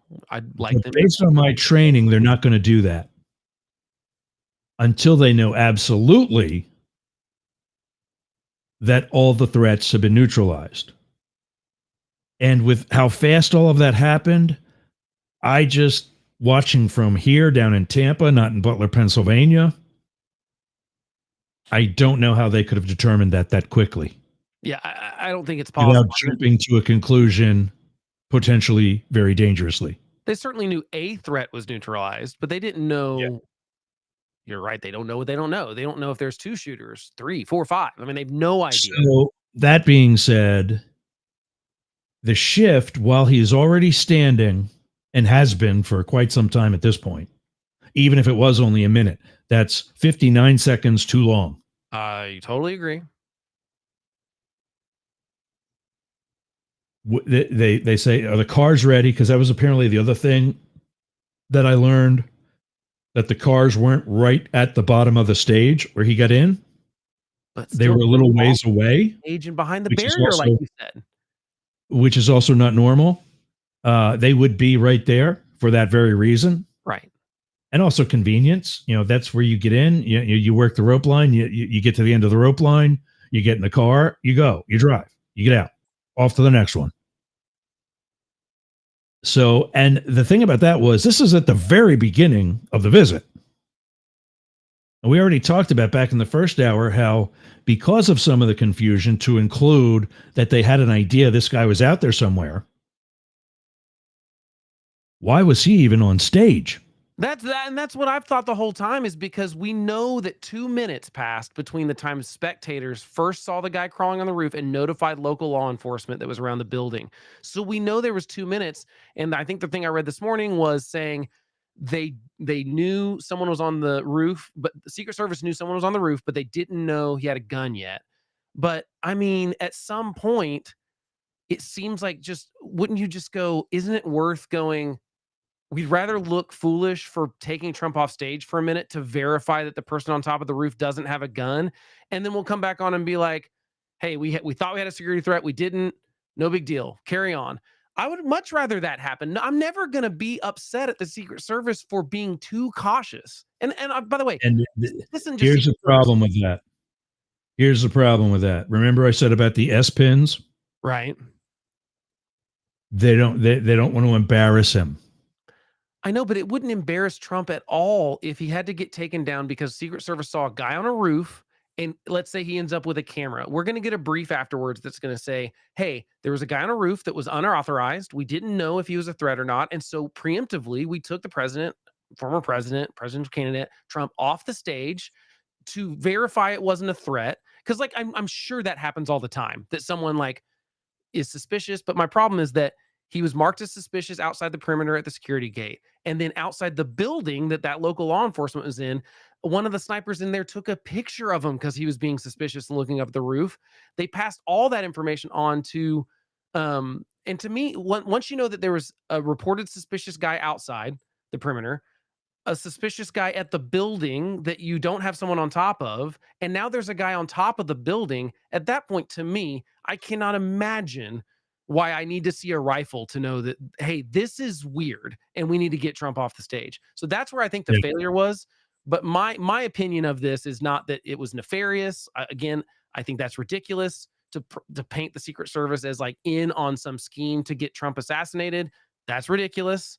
That's a dumb conspiracy theory. But I do think they're not trained enough. And I think that We've had a problem in law Those enforcement. particular the candidate people, they get like a week of training at our facility. Yeah. When you're in the president's detail, there's 4 major shifts. And if your shift is working, you're either on him or you're traveling around the country to meet him. Yeah. At an event like that. You know, you're a relief shift, or you're the ones that are coming in that day to take him to the airport in DC, but then the other shift is going to meet him there and fly around the rest of the country with him for the day until they're pushed by another shift on the other end of the country for the evening, you know, that kind of thing. But in 2012, if you're not in any one of those rotating shifts, you're in Beltsville, Maryland training. Right, but that's not really happening, because in 2012, after several security problems under the Obama administration, honestly, the ones under Obama were really bad. We just got lucky, you know. But like after that, they said, okay, people that are directly protecting president, vice president, presidential candidates need to be spending 25% of their time in training. And Secret Service came back and was like, we don't have the resources for that. Let's settle at 12. So they settled at 12. 8 years after that, they determined they were only spending 7.5% of their time in training. And this video you're about to show is, to me, a perfect example, which obviously if you're listening, you can't see, but I'll do play by play. So I know how tempted you are. I'm actually going to mute you. That's fine. Because I know you're going to want to jump in. We'll talk about it after. Let's get to this video, and we will. Today, we're about to witness the remarkable feats of one of the Secret Service's finest, Agent Fupa. So I have no idea if that's her real name or not, but we're watching a TikTok video, and right now the clips are of the working shift from that day. And already they're showing, and of course this is edited and spliced together and so on. And you can find this on TikTok, but they're showing how this one agent, a female, so I'm sure that's another target. I'll tell you it's another target because you're about to hear the director, who, if you haven't figured out, is also a female. She's already drawn her gun. She's done what we call broken leather, meaning she's pulled the gun out. You usually will not do that as a shift agent. And the reason for that is you're going hands on the protectee. Let's continue. She's not just any agent. She's a highly trained, specialized operative. Picture this, a modern-day ninja with the wit and charm of Rosie O'Donnell, gracefully donning a pair of sunglasses. Watch closely now. Well, at least they got the gracefully donning sunglasses right. And I think in some cases, the wit and charm of Rosie O'Donnell, who's, with regards to the pissing match between her and Trump, I'm not really going to side with either one of them, but it was kind of a slam as well. As Agent Fupa skillfully reholsters her sidearm, having just single-handedly saved the president's life. A true testament to the excellence and dedication of the Secret Service. Now, what this video is showing is her struggling, actually, to holster her weapon. We are trained to do it with one hand. It's on your weapon is worn on your shooting hand side, so that when you're done using the weapon, whether it was out to actually deal with a threat or out in the possibility of needing to deal with a threat, and that is no longer necessary, if you're hands-on somebody that you may have had to shoot or you already did shoot, you can stay hands-on with your non-shooting hand. In this case, for me, my left hand, while I holster my weapon with my right hand. This agent's left-handed, and now she has to actually turn and look and watch what she's doing and actually use two hands, which is not a good day. Now let's not forget the mastermind behind this elite force. The Secret Service's very own director, Kimberly Cheatle. She's the one responsible for hiring, equipping, and training these outstanding agents through her visionary diversity, equity, and inclusion program. of making sure that we need to attract diverse candidates and ensure that we are developing and giving opportunities to everybody in our workforce, and particularly women. That workforce will be pivotal for the 2024 campaign season. And that's it.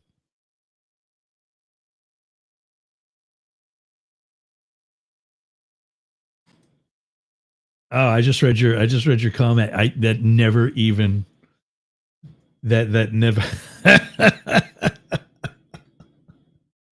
That's awesome. That's so I said that I did not know whether or not that was her name. I think we now, for those of you who aren't as dense as I am, oh, you're still muted. There we go. Yeah, no, it's derogatory and something we can't say on the radio. Yeah. But I mean, it's a good point. Like she's out of shape. For those of you on radio and not having the opportunity to see the female agent in that particular footage, she's quite out of shape. But even if she wasn't, she's like 5'6" and Donald Trump's 6'4". I mean, there's just she couldn't get in front of the president to take a bullet for him because she's much smaller than him. And look, I don't care. I'm for any color or race or gender being in the Secret Service. However, it's clear that we're not training them well enough because she couldn't holster her weapon with one hand. She not only had to use two hands, she had to take her eyes off of what she was doing to look down and holster her weapon. And I would gladly give my tax dollars to her to sit in a room all day drawing and reholstering her weapon. Like, because that's a basic thing that any gun owner knows how to do, right? Back in training, there was a drill that they tried to bitch me out for. I learned later that I was actually set up to fail, so they get to bitch me out and hear everybody else make the mistake, or prevent everybody else from making the mistake that I made. But I actually we're issued rubber guns, right? Literally rubber guns, practice with as cadets and or trainees. And I spent time in my hotel room at training, what's called edging a corner, and come to realize I had been doing it perfectly in the first place.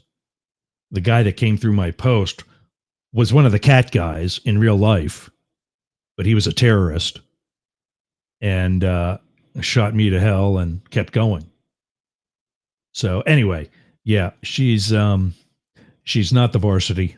But doesn't that prove that, like, we've got pretty bad training things? If one of the people that is in that inner circle of protecting Donald Trump, or anyone in this case, Joe Biden, Kamala Harris, anyone, can't reholster their weapon when they shouldn't have even maybe drawn. I don't know.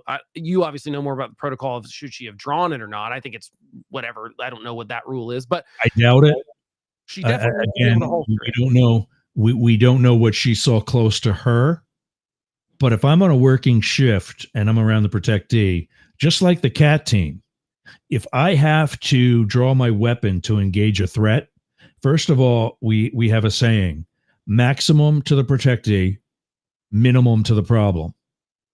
If you're a threat and I'm going to disengage the protectee to come deal with you, I'm expecting to do that alone. Mm-hmm. Because everybody else is going with the man. Right. Or the woman. Right. So in which case, perhaps because as law enforcement, we're allowed to escalate in effort to de-escalate. Maybe you had a knife. Especially with that person you're protecting. This is not beat cop on the street. Need to see a weapon. Have my life actively endangered to be able to fire at someone. This is, you're protecting the former president and current presidential candidate, currently favored to win the election. And like I said, you just got to be able to holster that weapon. And this is something that, as I'm a concealed carry holder, I'm not law enforcement. I've never done any kind of level of training, but every single time I take my gun out to go to the safe, I practice that, taking it out of the holster and putting it back in, because it's just like an easy way to do it every day. And it's obvious, and I know the nerves are going, but that's why the training is important. And 7.5% of the time is not enough training, right? I mean, like, what would you like? You're not the director of the CIA, or not the CIA, of the Secret Service, but what do you think needs to change? Because it does seem that there does need to be more training. Probably, maybe they need to I don't know. What do you think needs to change? The things that they told me, by the way, Wednesday, it was 24 years that I first walked into the Philadelphia field office as a new agent. On Monday, July 17th, 2000, was my first day on the job. And everything, all the things that they told me that they were changing, increased training, better quality of life, increased numbers, so that they have better manpower assets. All the things that they said they were going to do that additionally attracted me to the Secret Service, not one of those was ever completed in 24 years. And everything I've read confirms that, in the sense that there was that recommendation list in 2012 that didn't get fully implemented. There were obviously, while you in those 2000s, specifically in Obama's administration, had a lot of alcoholic situations, drug, prostitutes, and things like that, that clearly to me go towards that quality of life thing you were talking about. And like, we maybe need more agents so that we don't burn out agents. I don't know what the solution is. Yeah, exactly. Here's another statistic that is not a good one. There are 9 people in my life that are either friends and or family and or coworkers who have committed suicide. Of those 9 people, 7 are in the law enforcement community. 6 are in the Secret Service. Yeah. And I had a buddy that left the Secret Service because he says it was so not just, I don't want to say backbreaking in the way that it was like hard. It should be hard. It should be for elite people. And I think one difference is that you were in law enforcement before you got in the Secret Service. And it seems like the hiring bar has been lowered, not just for the diversity thing, but taken away. But all law enforcement is struggling to hire right now. And understandably so, when you have the defund the police stuff that happened in 2020 and some of that kind of stuff. And sort of, I think most of that stuff is very, there are obviously bad cops. We should work to weed them out, but like, we shouldn't paint with a broad brush all law enforcement because of the bad actors of a few people. And the problem is it's made recruiting hard and in even local law enforcement. So imagine the Secret Service trying to find people that are great at it, because we've got to change. We got to make a major change here. I think we probably need more agents, more training. We've got to make it a job that people aren't burnt out by. Here's why right now, under the current environment, that's never going to happen. That's why I think it needs to be shaken up. I have my buddy Jeff, was an agent with me in Philadelphia. Took a pseudo transfer. He didn't move, but he already lived enough in that direction, and he was going to get a what do they call it up north? Easy pass for his government car, so he could drive to our Harrisburg office every day. The office that we had there was not our office. We actually only had a desk in the office area of the Bureau of Alcohol, Tobacco, and Firearms. Because of the workload that was in that area, he and his other agent counterpart were in the office every day at 7 a.m. They were there till 7 at night, typing, processing, doing what they had to do. Making the same amount of money. We get paid an automatic overtime in case we have to come in early to get something done or stay late or whatever. We get paid an automatic overtime just to do things like that. Yeah. He's doing that, working 12-hour days, 5, sometimes 6 days a week. For what? To watch his fellow special agents from ATF come in with golf clubs in their trunk, which is a violation. Get to their desk around 10 in the morning, and gone by 2. Right. And I think that's part of That's the not an problem. exaggeration. I believe you. I absolutely believe you. And And I think that that's why there So needs to be a shakeup. he looks at me and he says, Yergz, what am I doing? Why am I doing this? And what kind of BS are people giving college students at the job fairs? Mhm. Yeah, And I think they should he's be. right. Like I said, I'm happy for my tax dollars to go to bulletproof podiums, ramps, any kind of equipment that we need, and better training and better pay or whatever we got to do. Because I think it's one of the problem with Secret Service. It is you can make 0 mistakes. Right. Like, you're expected And to. that's the issue too. That's it because of that. Because of having not addressed the quality of life issues that we were told were going to be addressed literally 30 years ago. Right. Because when I got hired in that period of like 95, even in the early 90s, while I was still at Penn State, through 2000 when I came on the job, there was a process of all of the Vietnam guys who came out of Vietnam and got hired all at once Yeah. because of Kennedy, because of the other Kennedy, because of Wallace, and other incidents. Ford twice within 3 weeks in the 70s. There was a mass rush, and so a large hiring, and then they were pretty much eligible to retire all at the same time too. Right. Which is always Now bad. I come along right into another mass hiring. Yeah. Now we're all retiring, Hmm. and nothing has been done to stagger that. Nothing has been done to increase it the way we were told it was going to be.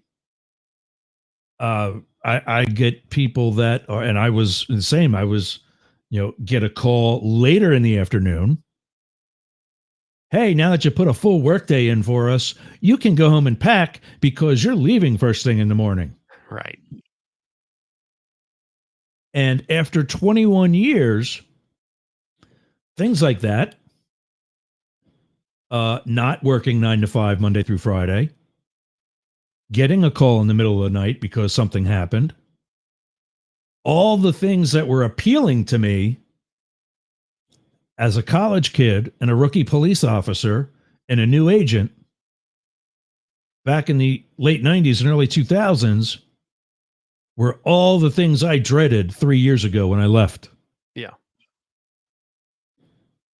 And this was the other thing about recruiting and such that I wanted to say.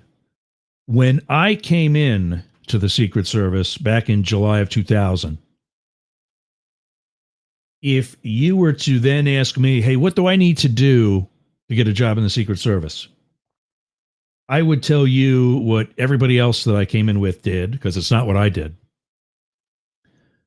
Apply to every federal agency you can find and get a job as a special agent or whatever the title is. The actual code is called an 1811, 1811. That's in the computers as what a special agent would be, or a deputy U.S. Marshal, or a postal inspector. We're all 1811s. Get that position, get that title, get that what's called a series 1811. Get your background check, get your security clearance, and then then apply again to us, to where you actually want to go. Yeah. Because with that little bit of experience somewhere in the federal system, and with that up-to-date security clearance, you're much more marketable to those higher quality, more attractive agencies. Yeah, this makes sense. When I came in, the postal inspectors, an office of inspector general, some other agency was the stepping stone to get to the Secret Service.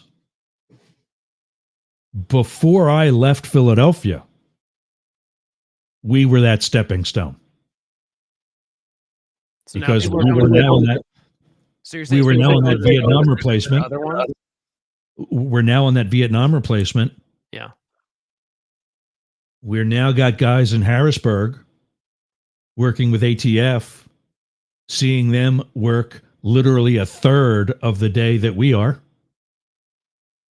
We're working operations with the postal inspectors who can't on Saturday because they don't come in on Saturday. Mm-hmm. They're 9 to 5, Monday through Friday. And that's it. Can wait till Monday. So what you're saying is we've swapped. The Secret Service used to be a place you were in local law enforcement or maybe FBI, and then you go to Secret Service. And now we're starting at the Secret Service and moving to ATF or something.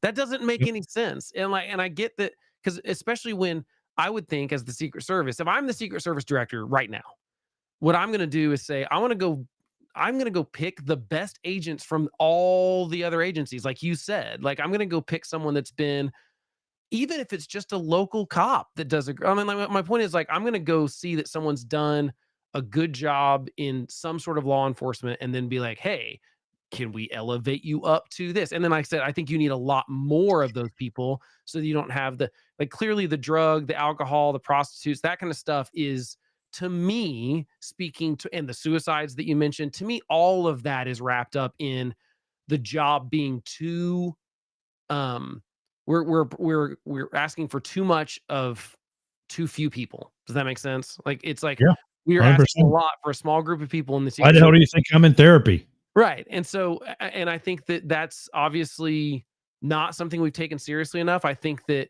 reading, like, I've obviously heard all these stories, but obviously they all came back to light again. And I kind of like started looking into more of them. I mean, it's like I said, Obama, someone got into security, shook hands, took a picture with him, wasn't supposed to be there. Someone was in the White House, got all the way to the East Wing before an off-duty Secret Service agent saw him. With Trump, someone hopped the fence and was roaming the grounds for 16 minutes. One time a gunfire was shot at the White House. They didn't know about it until a housekeeper notified them several days later. So there's just all these things that have happened that I think we've gotten way too close to something really bad happening. Unfortunately, we have not had a president assassinated in a long time. Reagan's the last one that got shot. That's what I was going to ask you. Way too How close. long has it been? So 81 was when Reagan got shot. And 63 was Kennedy. Kennedy. So when we had a 63 was Kennedy, when we had last one actually be assassinated. Right. His brother, who was not a protectee. Right. Because his brother's the reason why we now protect candidates. Yeah. Was 68, I think. Do you think the Secret Service is protecting too many people? Like, for example, John Bolton has legitimate threats against him. There's been Iranian threats to assassinate him. He needs some sort of protection. Do you think we're spreading the Secret Service too thin? Oh, we've been different agency. But in the remaining that we gotta get to some comments. Holy Jesus. I don't know why I'm not seeing this on. Glenn is a great guy. I don't know what. That was from the first hour. We talked about Sportcat. This is my buddy Darren from Belize. He is a former hockey fan, Calgary Flames guy.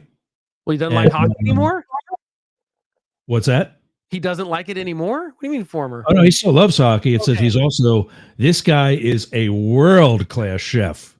Oh, my God. I can count 5 restaurants on one hand that are my favorite restaurants. This guy owns 2 of them. I haven't even been to the one yet. Where, are these in Florida? No, they're in Belize. Oh, in Belize. Okay. I know his second restaurant is going to be just as good, if not better, than the first. For atmosphere, because of his ability as a chef. I mean, you don't want to eat the food because it's so beautiful. But then, yeah, you definitely want to eat.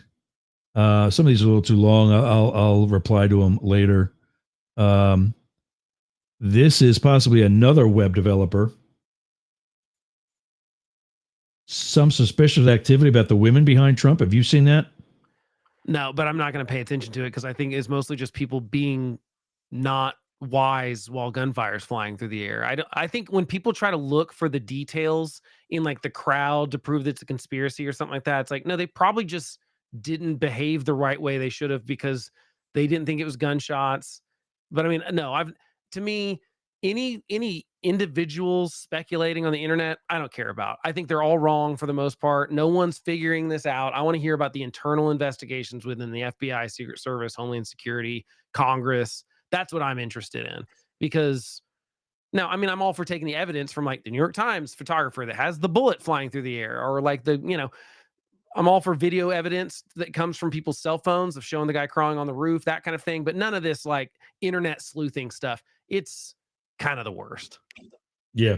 So anyway, it's well past 1 o'clock now. We've already lost 1490.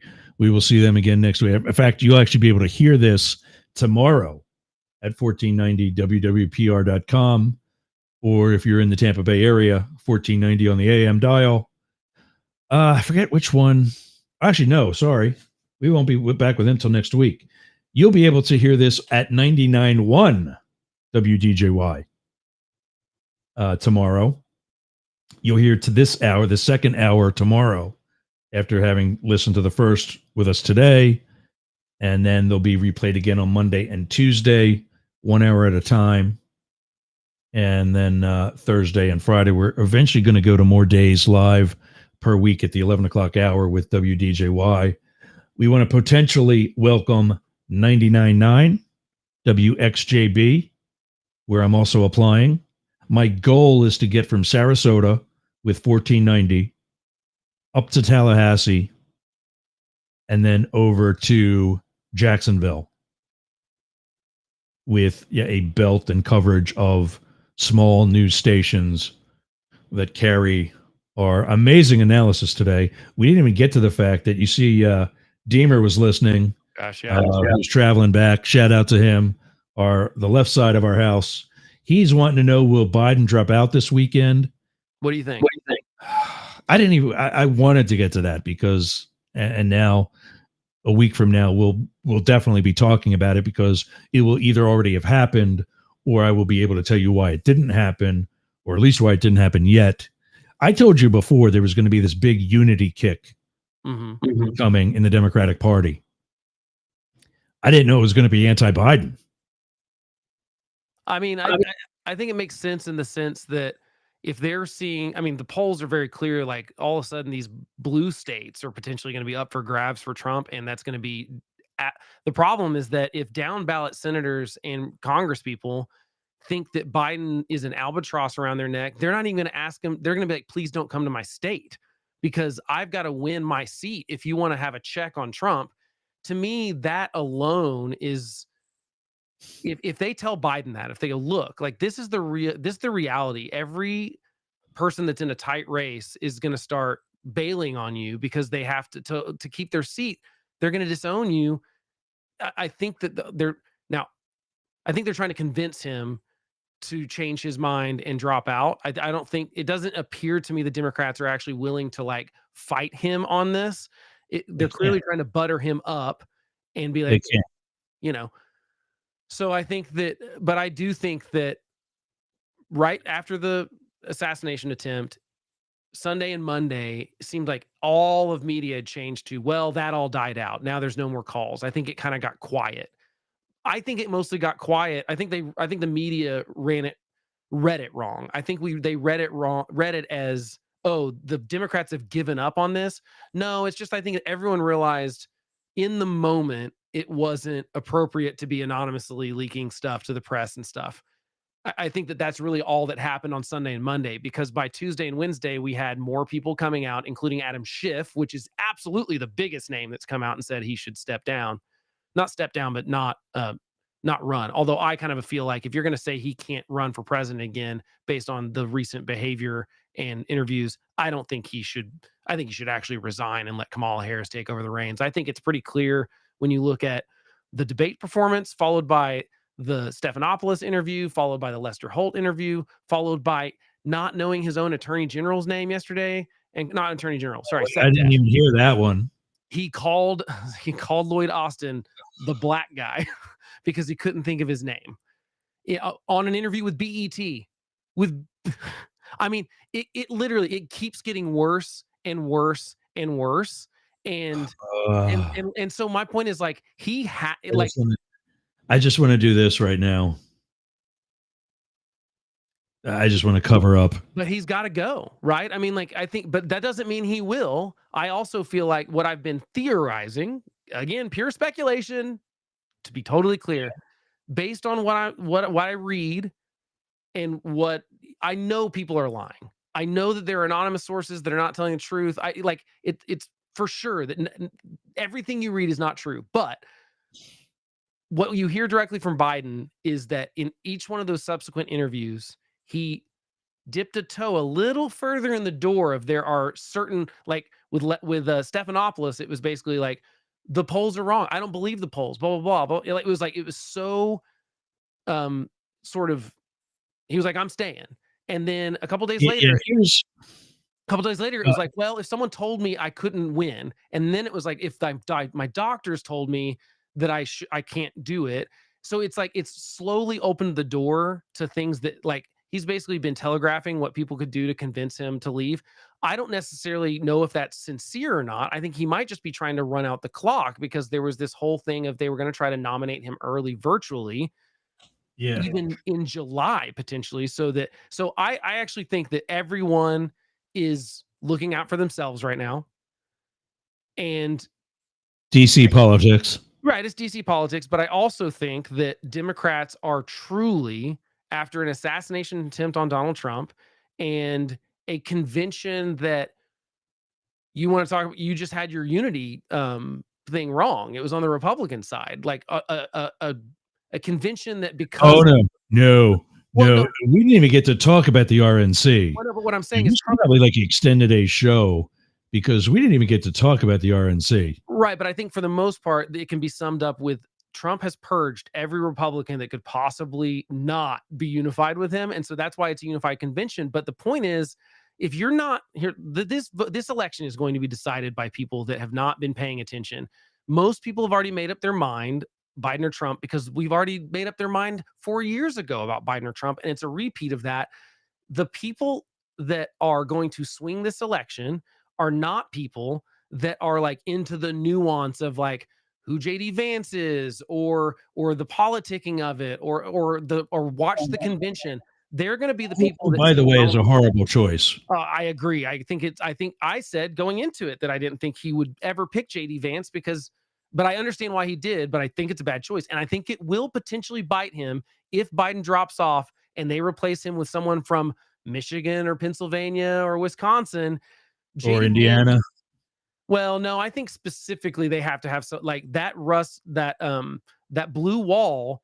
Democrats really don't have a path very well. Now, the thing is, everything about this race, including every poll we've cited, including every speech, including the RNC, including everything, including the assassination attempt, by the way, will not matter at all if Biden's not on the ticket. So it'll be starting totally from scratch, because the polls won't mean anything anymore. Because right now, don't pay attention to any poll that says, well, Kamala Harris might be able to. Kamala Harris is not the nominee. Those polls are not going to be accurate. Anytime people are putting theoretical polls together, they're never right, because they're theoretical. They're not. It's like, if in this situation, don't believe it. But I promise you, Democrats are trying to figure out how to beat Trump, and they know they can't do it with Biden. I think he'll be done by the end of the week if I had to like make a bet. But I also could see him just hedging. So here's the update on that. Yeah. I pulled up a Google search. Did Biden drop out? Washington Post, CNN, NBC, New York Times, CNBC, Reuters, Times of Israel, Forbes, and Associated Press are all saying that he could drop out of the race this weekend, that he's soul searching, that Biden's top people are increasingly believing that it's going to happen. But everyone, when asked that, just the Washington Post reporting 11 minutes ago that Biden is absolutely, in quotes, staying in the race per the campaign chair. Yeah, but I mean, we also Ron DeSantis the day before he dropped out was like, I'm definitely staying in the race. Nikki Haley, I mean, like every candidate does this. I don't expect any quoted person that actually has their name on it to be telling the truth right now. And I also don't trust that the anonymous ones are either, because the anonymous ones might be saying, imagine this. If you have the same, first of all, Nancy They've got an Pelosi, agenda. this is not a conspiracy. Nancy Pelosi is organizing this. I promise you. That's why Adam Schiff would not have come out and said he should step down without that at least being coordinated with Nancy Pelosi. I know she's not the Speaker of the House, but she's very, very good at this kind of stuff. And Yeah. it's obvious that Pelosi and Schiff and Obama and some of these other people have been talking, no doubt. And I know internal campaigns have and all this kind of stuff. However, they can put out an anonymous source that goes to all the thing that says, yeah, he might drop out this weekend. Maybe that's just to put pressure on Biden to do so. You cannot believe anything, but I do think that it's getting more and more obvious that, at least here's the one thing that's definitely a fact. Democrats down ballot are worried they're going to lose their seats and that it's going to be a bloodbath in November and they're going to lose the Senate. And in this race, and I support him. I support President Joe Biden and the Democratic ticket. Right. My position has not changed. But That's going to be our guy. That's my guy. That's our president. There's only one man or a person in America that's beat Trump in an election, and that's Joe Biden. And my money is going to be on the guy that kicked his. What do you think happens when we die, Keanu Reeves? That's a great Anyway. No, I mean, so like you just can't trust, and it's clearly from up top that they're buttering him up. Every senator or congressperson that's come out that's an elected Democrat has said paragraph about why I love Joe Biden. He's the best president ever. He did this, blah blah blah blah. He's blah blah blah blah. And then, it's time for him to go. It's clear that kind of came from someone on high that said the way to do this is convince him that his legacy will be cemented as a good president if he does this. And you also just have to show him that, like, look, you're going to not just get beat. You're going to drag the whole party down with you. And it could be a generational defeat for the Democrats, because look, if Biden stays on the ticket and loses and badly loses the House and Senate to Trump, it will be turmoil in the Democratic Party for years to come, because there's going to be a lot of fighting about, like, why did we do it this way? Why did we keep a candidate on there that wasn't who was not honest about his conditions? I think it's going to be, so that's why I think that more and more, every interview's been worse. Like I said, calling Lloyd Austin. I don't think he was dishonest. I just don't think he was.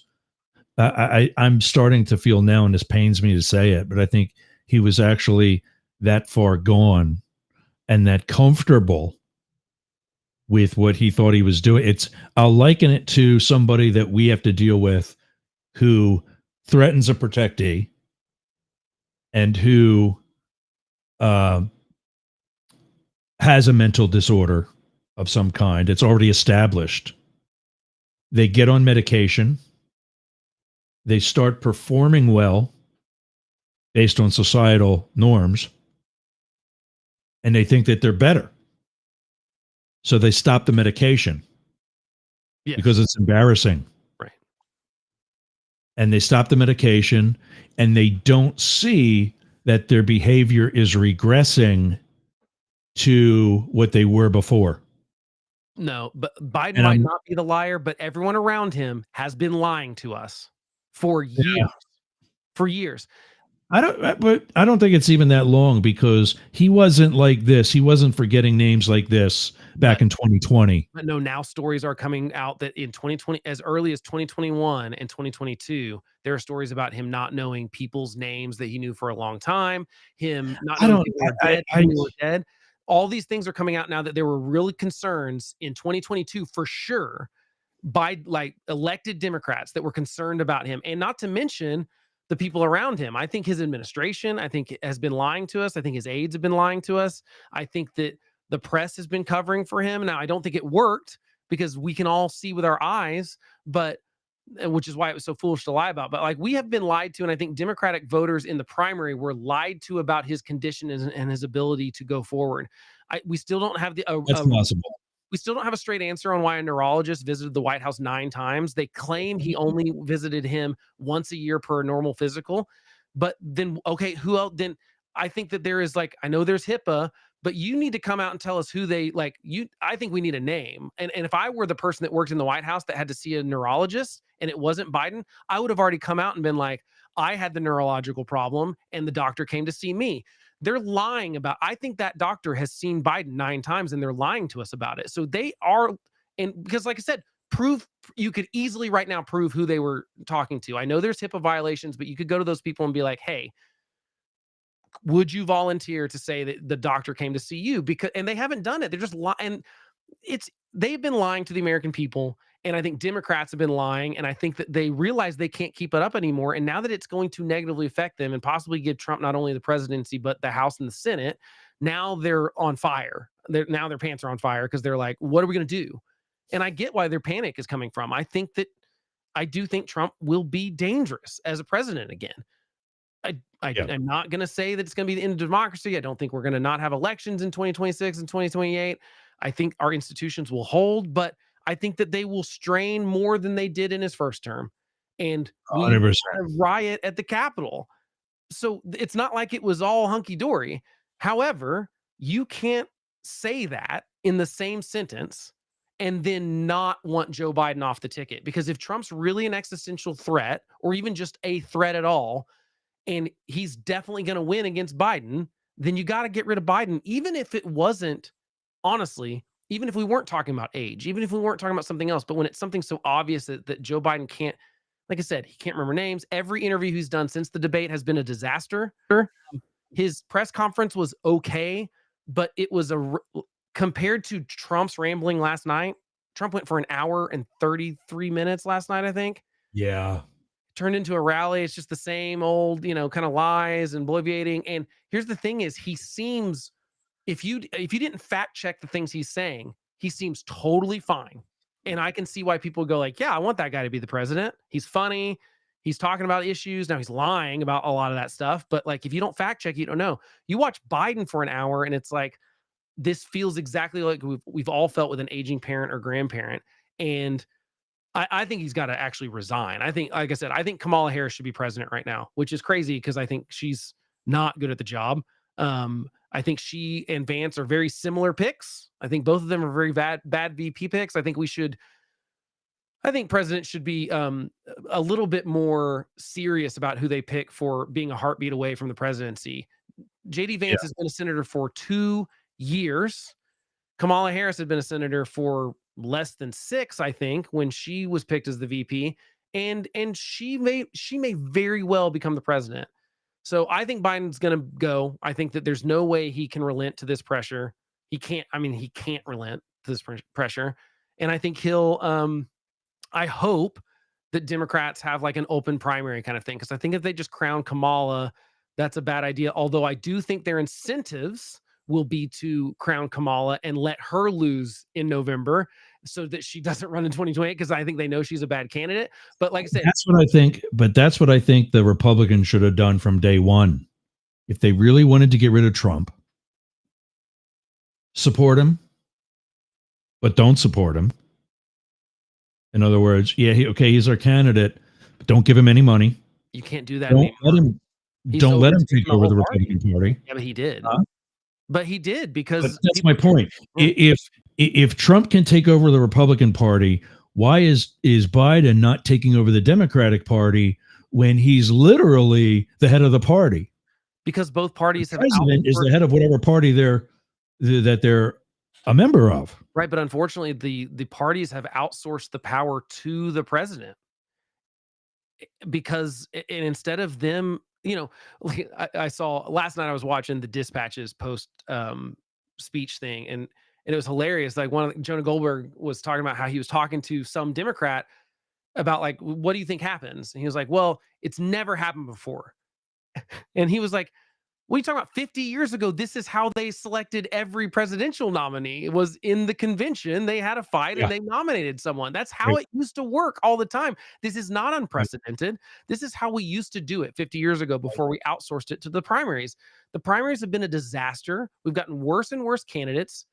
as the years have gone by, culminating with a rematch of the two least liked candidates, favorability wise, in the modern era that we've ever had. And it's only gotten worse since 2020. People hate both these guys even more because they've seen them both in the job. At least Joe Biden was an unknown what he'd do as president. We've seen them both with one term.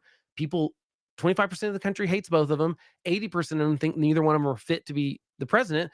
Most people are just holding their nose and voting for someone else, except for those people in the primaries that decided Donald Trump is their king and Jesus. I mean, it's weird to me that the parties have outsourced all of their power to an undemocratic process. People say, well, you can't just ignore the will of those Democratic voters.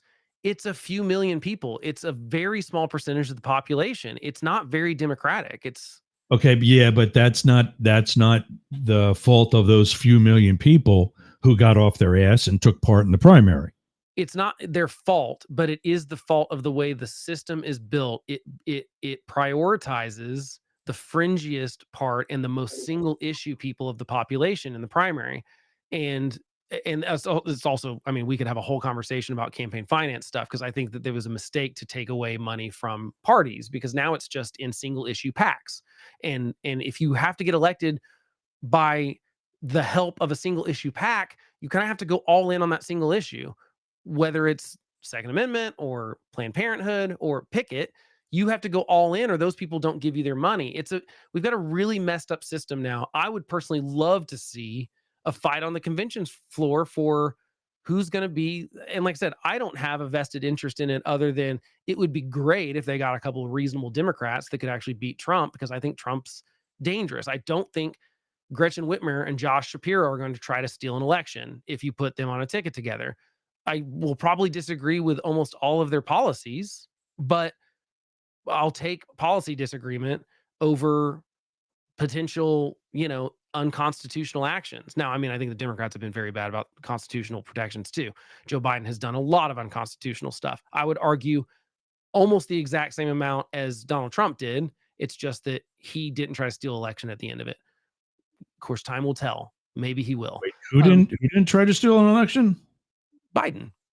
Okay. All right. But I was saying, I think they both have the same regard for the Constitution. They both sign illegal executive orders they know are illegal, and then they send it to the court, so the court has to be the bad guy, and then they pretend the courts are evil or something, or they're nefarious because they actually said, no, that's against the law and the Constitution. They're just doing their job correctly. And like I said, we haven't even talked for the last couple of weeks about all the Supreme Court decisions and stuff. I mean, there's all sorts of things that are going on that are important, but Joe Biden is a distraction for it all, if nothing else, right? He can't continue to be the guy at the top of the ticket. So I hope he resigns. I hope he does the right thing, hands over the reins to Kamala Harris. I hope there's an open convention. I would love to see Biden come out and say, I'm leaving. I'm not going to endorse anyone. And but I think that Kamala Harris is ready for the job, but I want to see an open primary. I would love to see that happen. Now, that's, again, me being hopeful. And I don't know if Biden can set aside his ego, because I think he has almost as big of an ego as Trump does, but I also think he has insecurities like Trump does. With Trump, it's that people didn't like him, or thought he was whatever. I mean, and with Biden, it's that people don't think he's smart, and they're both insecure about that. It's very obvious. You look at the things they brag about, and so I'm not sure that either one of them can do the right thing for the country and actually put the country above their party and then their party above themselves. I'm just not sure that either one of them are capable of it, but I can certainly hope that Biden proves me wrong. Well, we got another message that it didn't come through the social media, but Sportcat has been listening to us today, and he felt that it was funny that I mentioned about the Vietnam guys, because it's Secret Service wasn't the only one experiencing that. And I agree. I totally know that. He said the same thing happened within the EMS culture. Oh, yeah. He's been in for a number of years. And it's a problem in actually a lot of things. It's a problem with and this doctors is, right now. It's a problem. This is the guy that I've been telling you. When I said all the primaries should be on the same day, just like the main election is, they're useless. He's in Georgia. He's in Atlanta. He was that shout out that I gave earlier in the show. They're useless by the time they get to Georgia, because really, May, ultimately, right? the decision is already made mathematically. Yeah. So, and that's another point, is like these primaries, you're really talking about the first few states. So, I mean, I get your argument that they should be on the same day. I'm open to that, except that I just think that we should get rid of primaries. I'd rather go back to I think we'd have better politics if the parties got to choose who they ran. Because if they choose bad people and they start losing all the time, they have to self-correct, not That's why the we voters. changed parties in the first place. That's why the Whigs aren't around anymore. That's why Well, I forget the other earlier historical exactly. parties. Right. But that's why the Democratic Republican Party isn't anymore. It's now two parties. And that is why, and that's a good history lesson, because a lot of people don't know that that was the first, Abraham Lincoln's the first presidential candidate for the Republican Party. They were a brand new party that basically swung out of the Whigs not being anti-slavery, and there was a group of Whigs that were very anti-slavery, and so they started the Republican Party.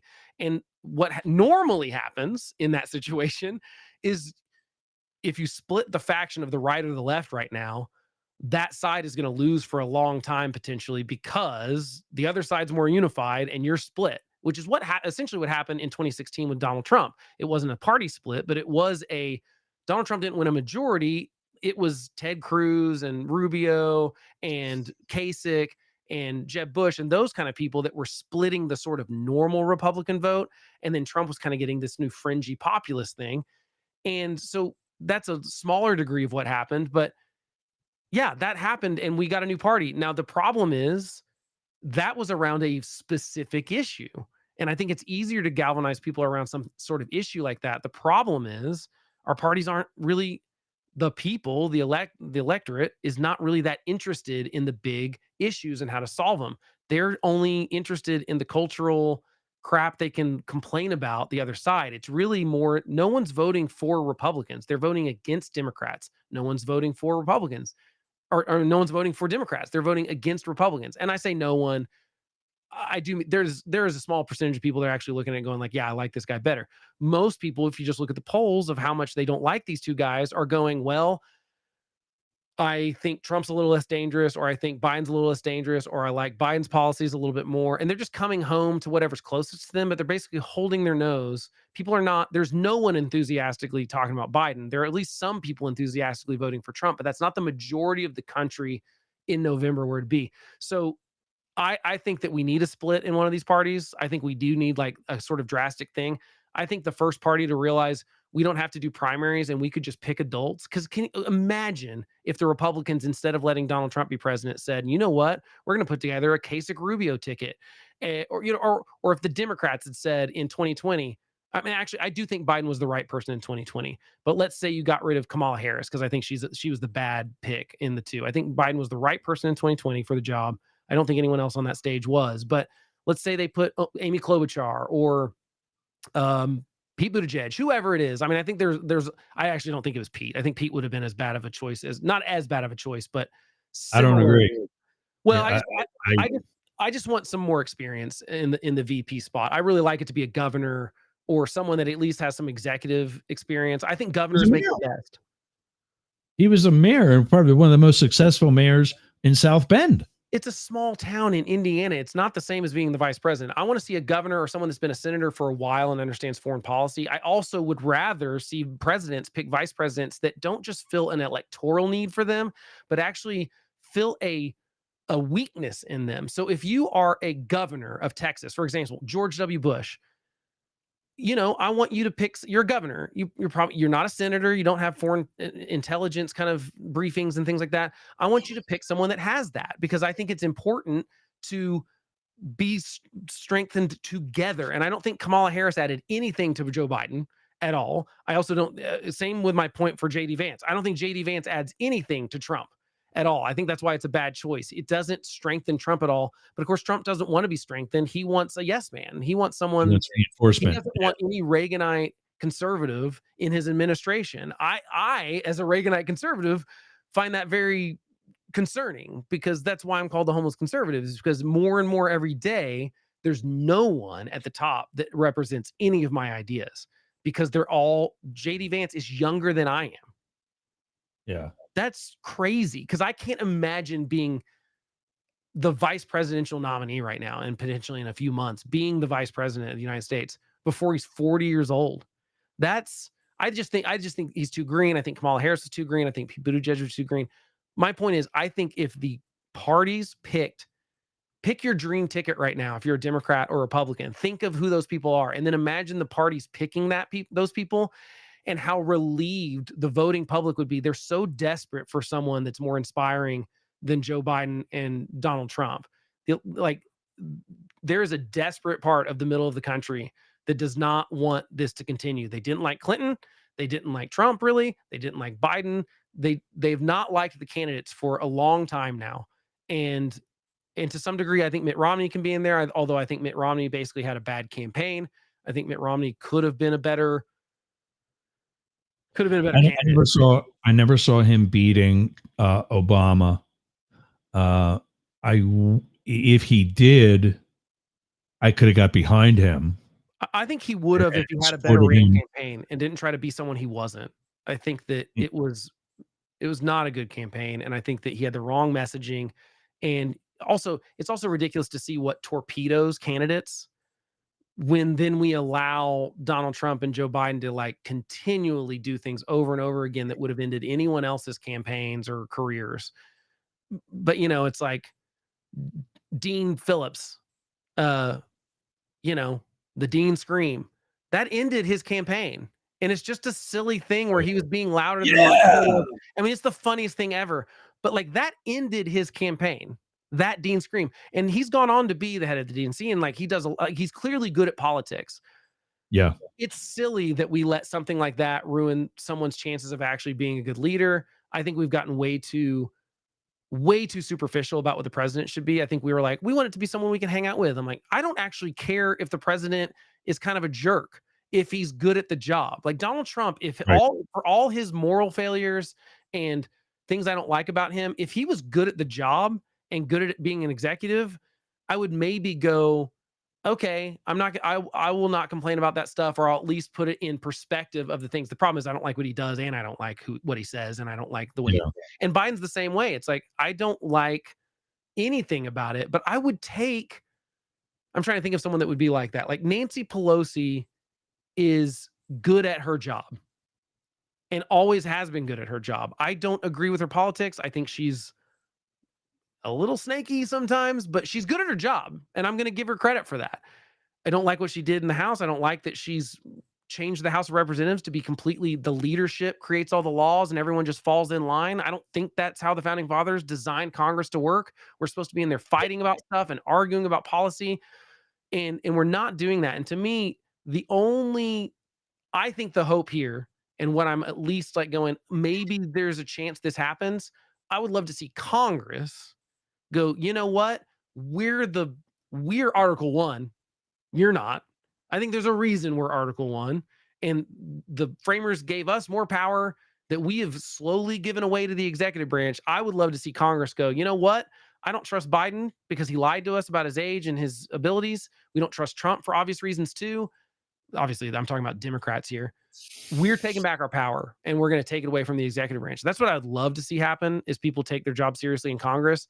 Doesn't seem that that's what's happening. It seems like most people are just trying to protect their own seat in Congress right now. That disappoints me, but it's also expected. Yeah, no, that is exactly what they're doing. All right, gang. I got to run, but me too.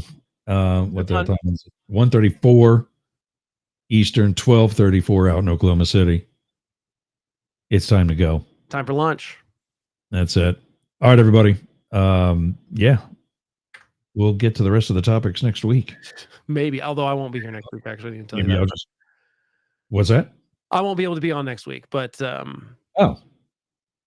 if when are we gonna have all three of us back? I know it's like I've got family in town, and I've got a all day branding thing for my podcast on Thursday and Friday. So what are you doing? And when are you coming to Yergz Radio, by the way? Well, I'm still, like I said, still trying to figure out. I'm doing some work. Well, I mean, we can take this off air, but yeah, I'll tell you if you want to in the stream. I'll tell you. Yeah, don't go away. Okay. Well, listeners can go away. Yes. We'll see you next week. We love you. Don't forget that Marcella and I are off for the summer, so there's no Psycho and the Psychic. You can get, oh, wow, not a good time to lose a voice. You can get Blake at thehomelessconservative.com. You can get all of us news, NEWZ, at yergz.com. You can get Matt when he comes back, or until then, Matt at the Daily Crypto News. Matt at dailycryptonews.net. There's no the in there. And at info@deemerforcongress.com. I never told you what number to call us because the two of us never shut up. True. But next week you can call it at 1-888-88 Yergz. Yeah, that's it, gang. Thanks for joining us. I got to put that outro back together. God damn it. All right, but let's get out of here. All right, man. I'll see you again.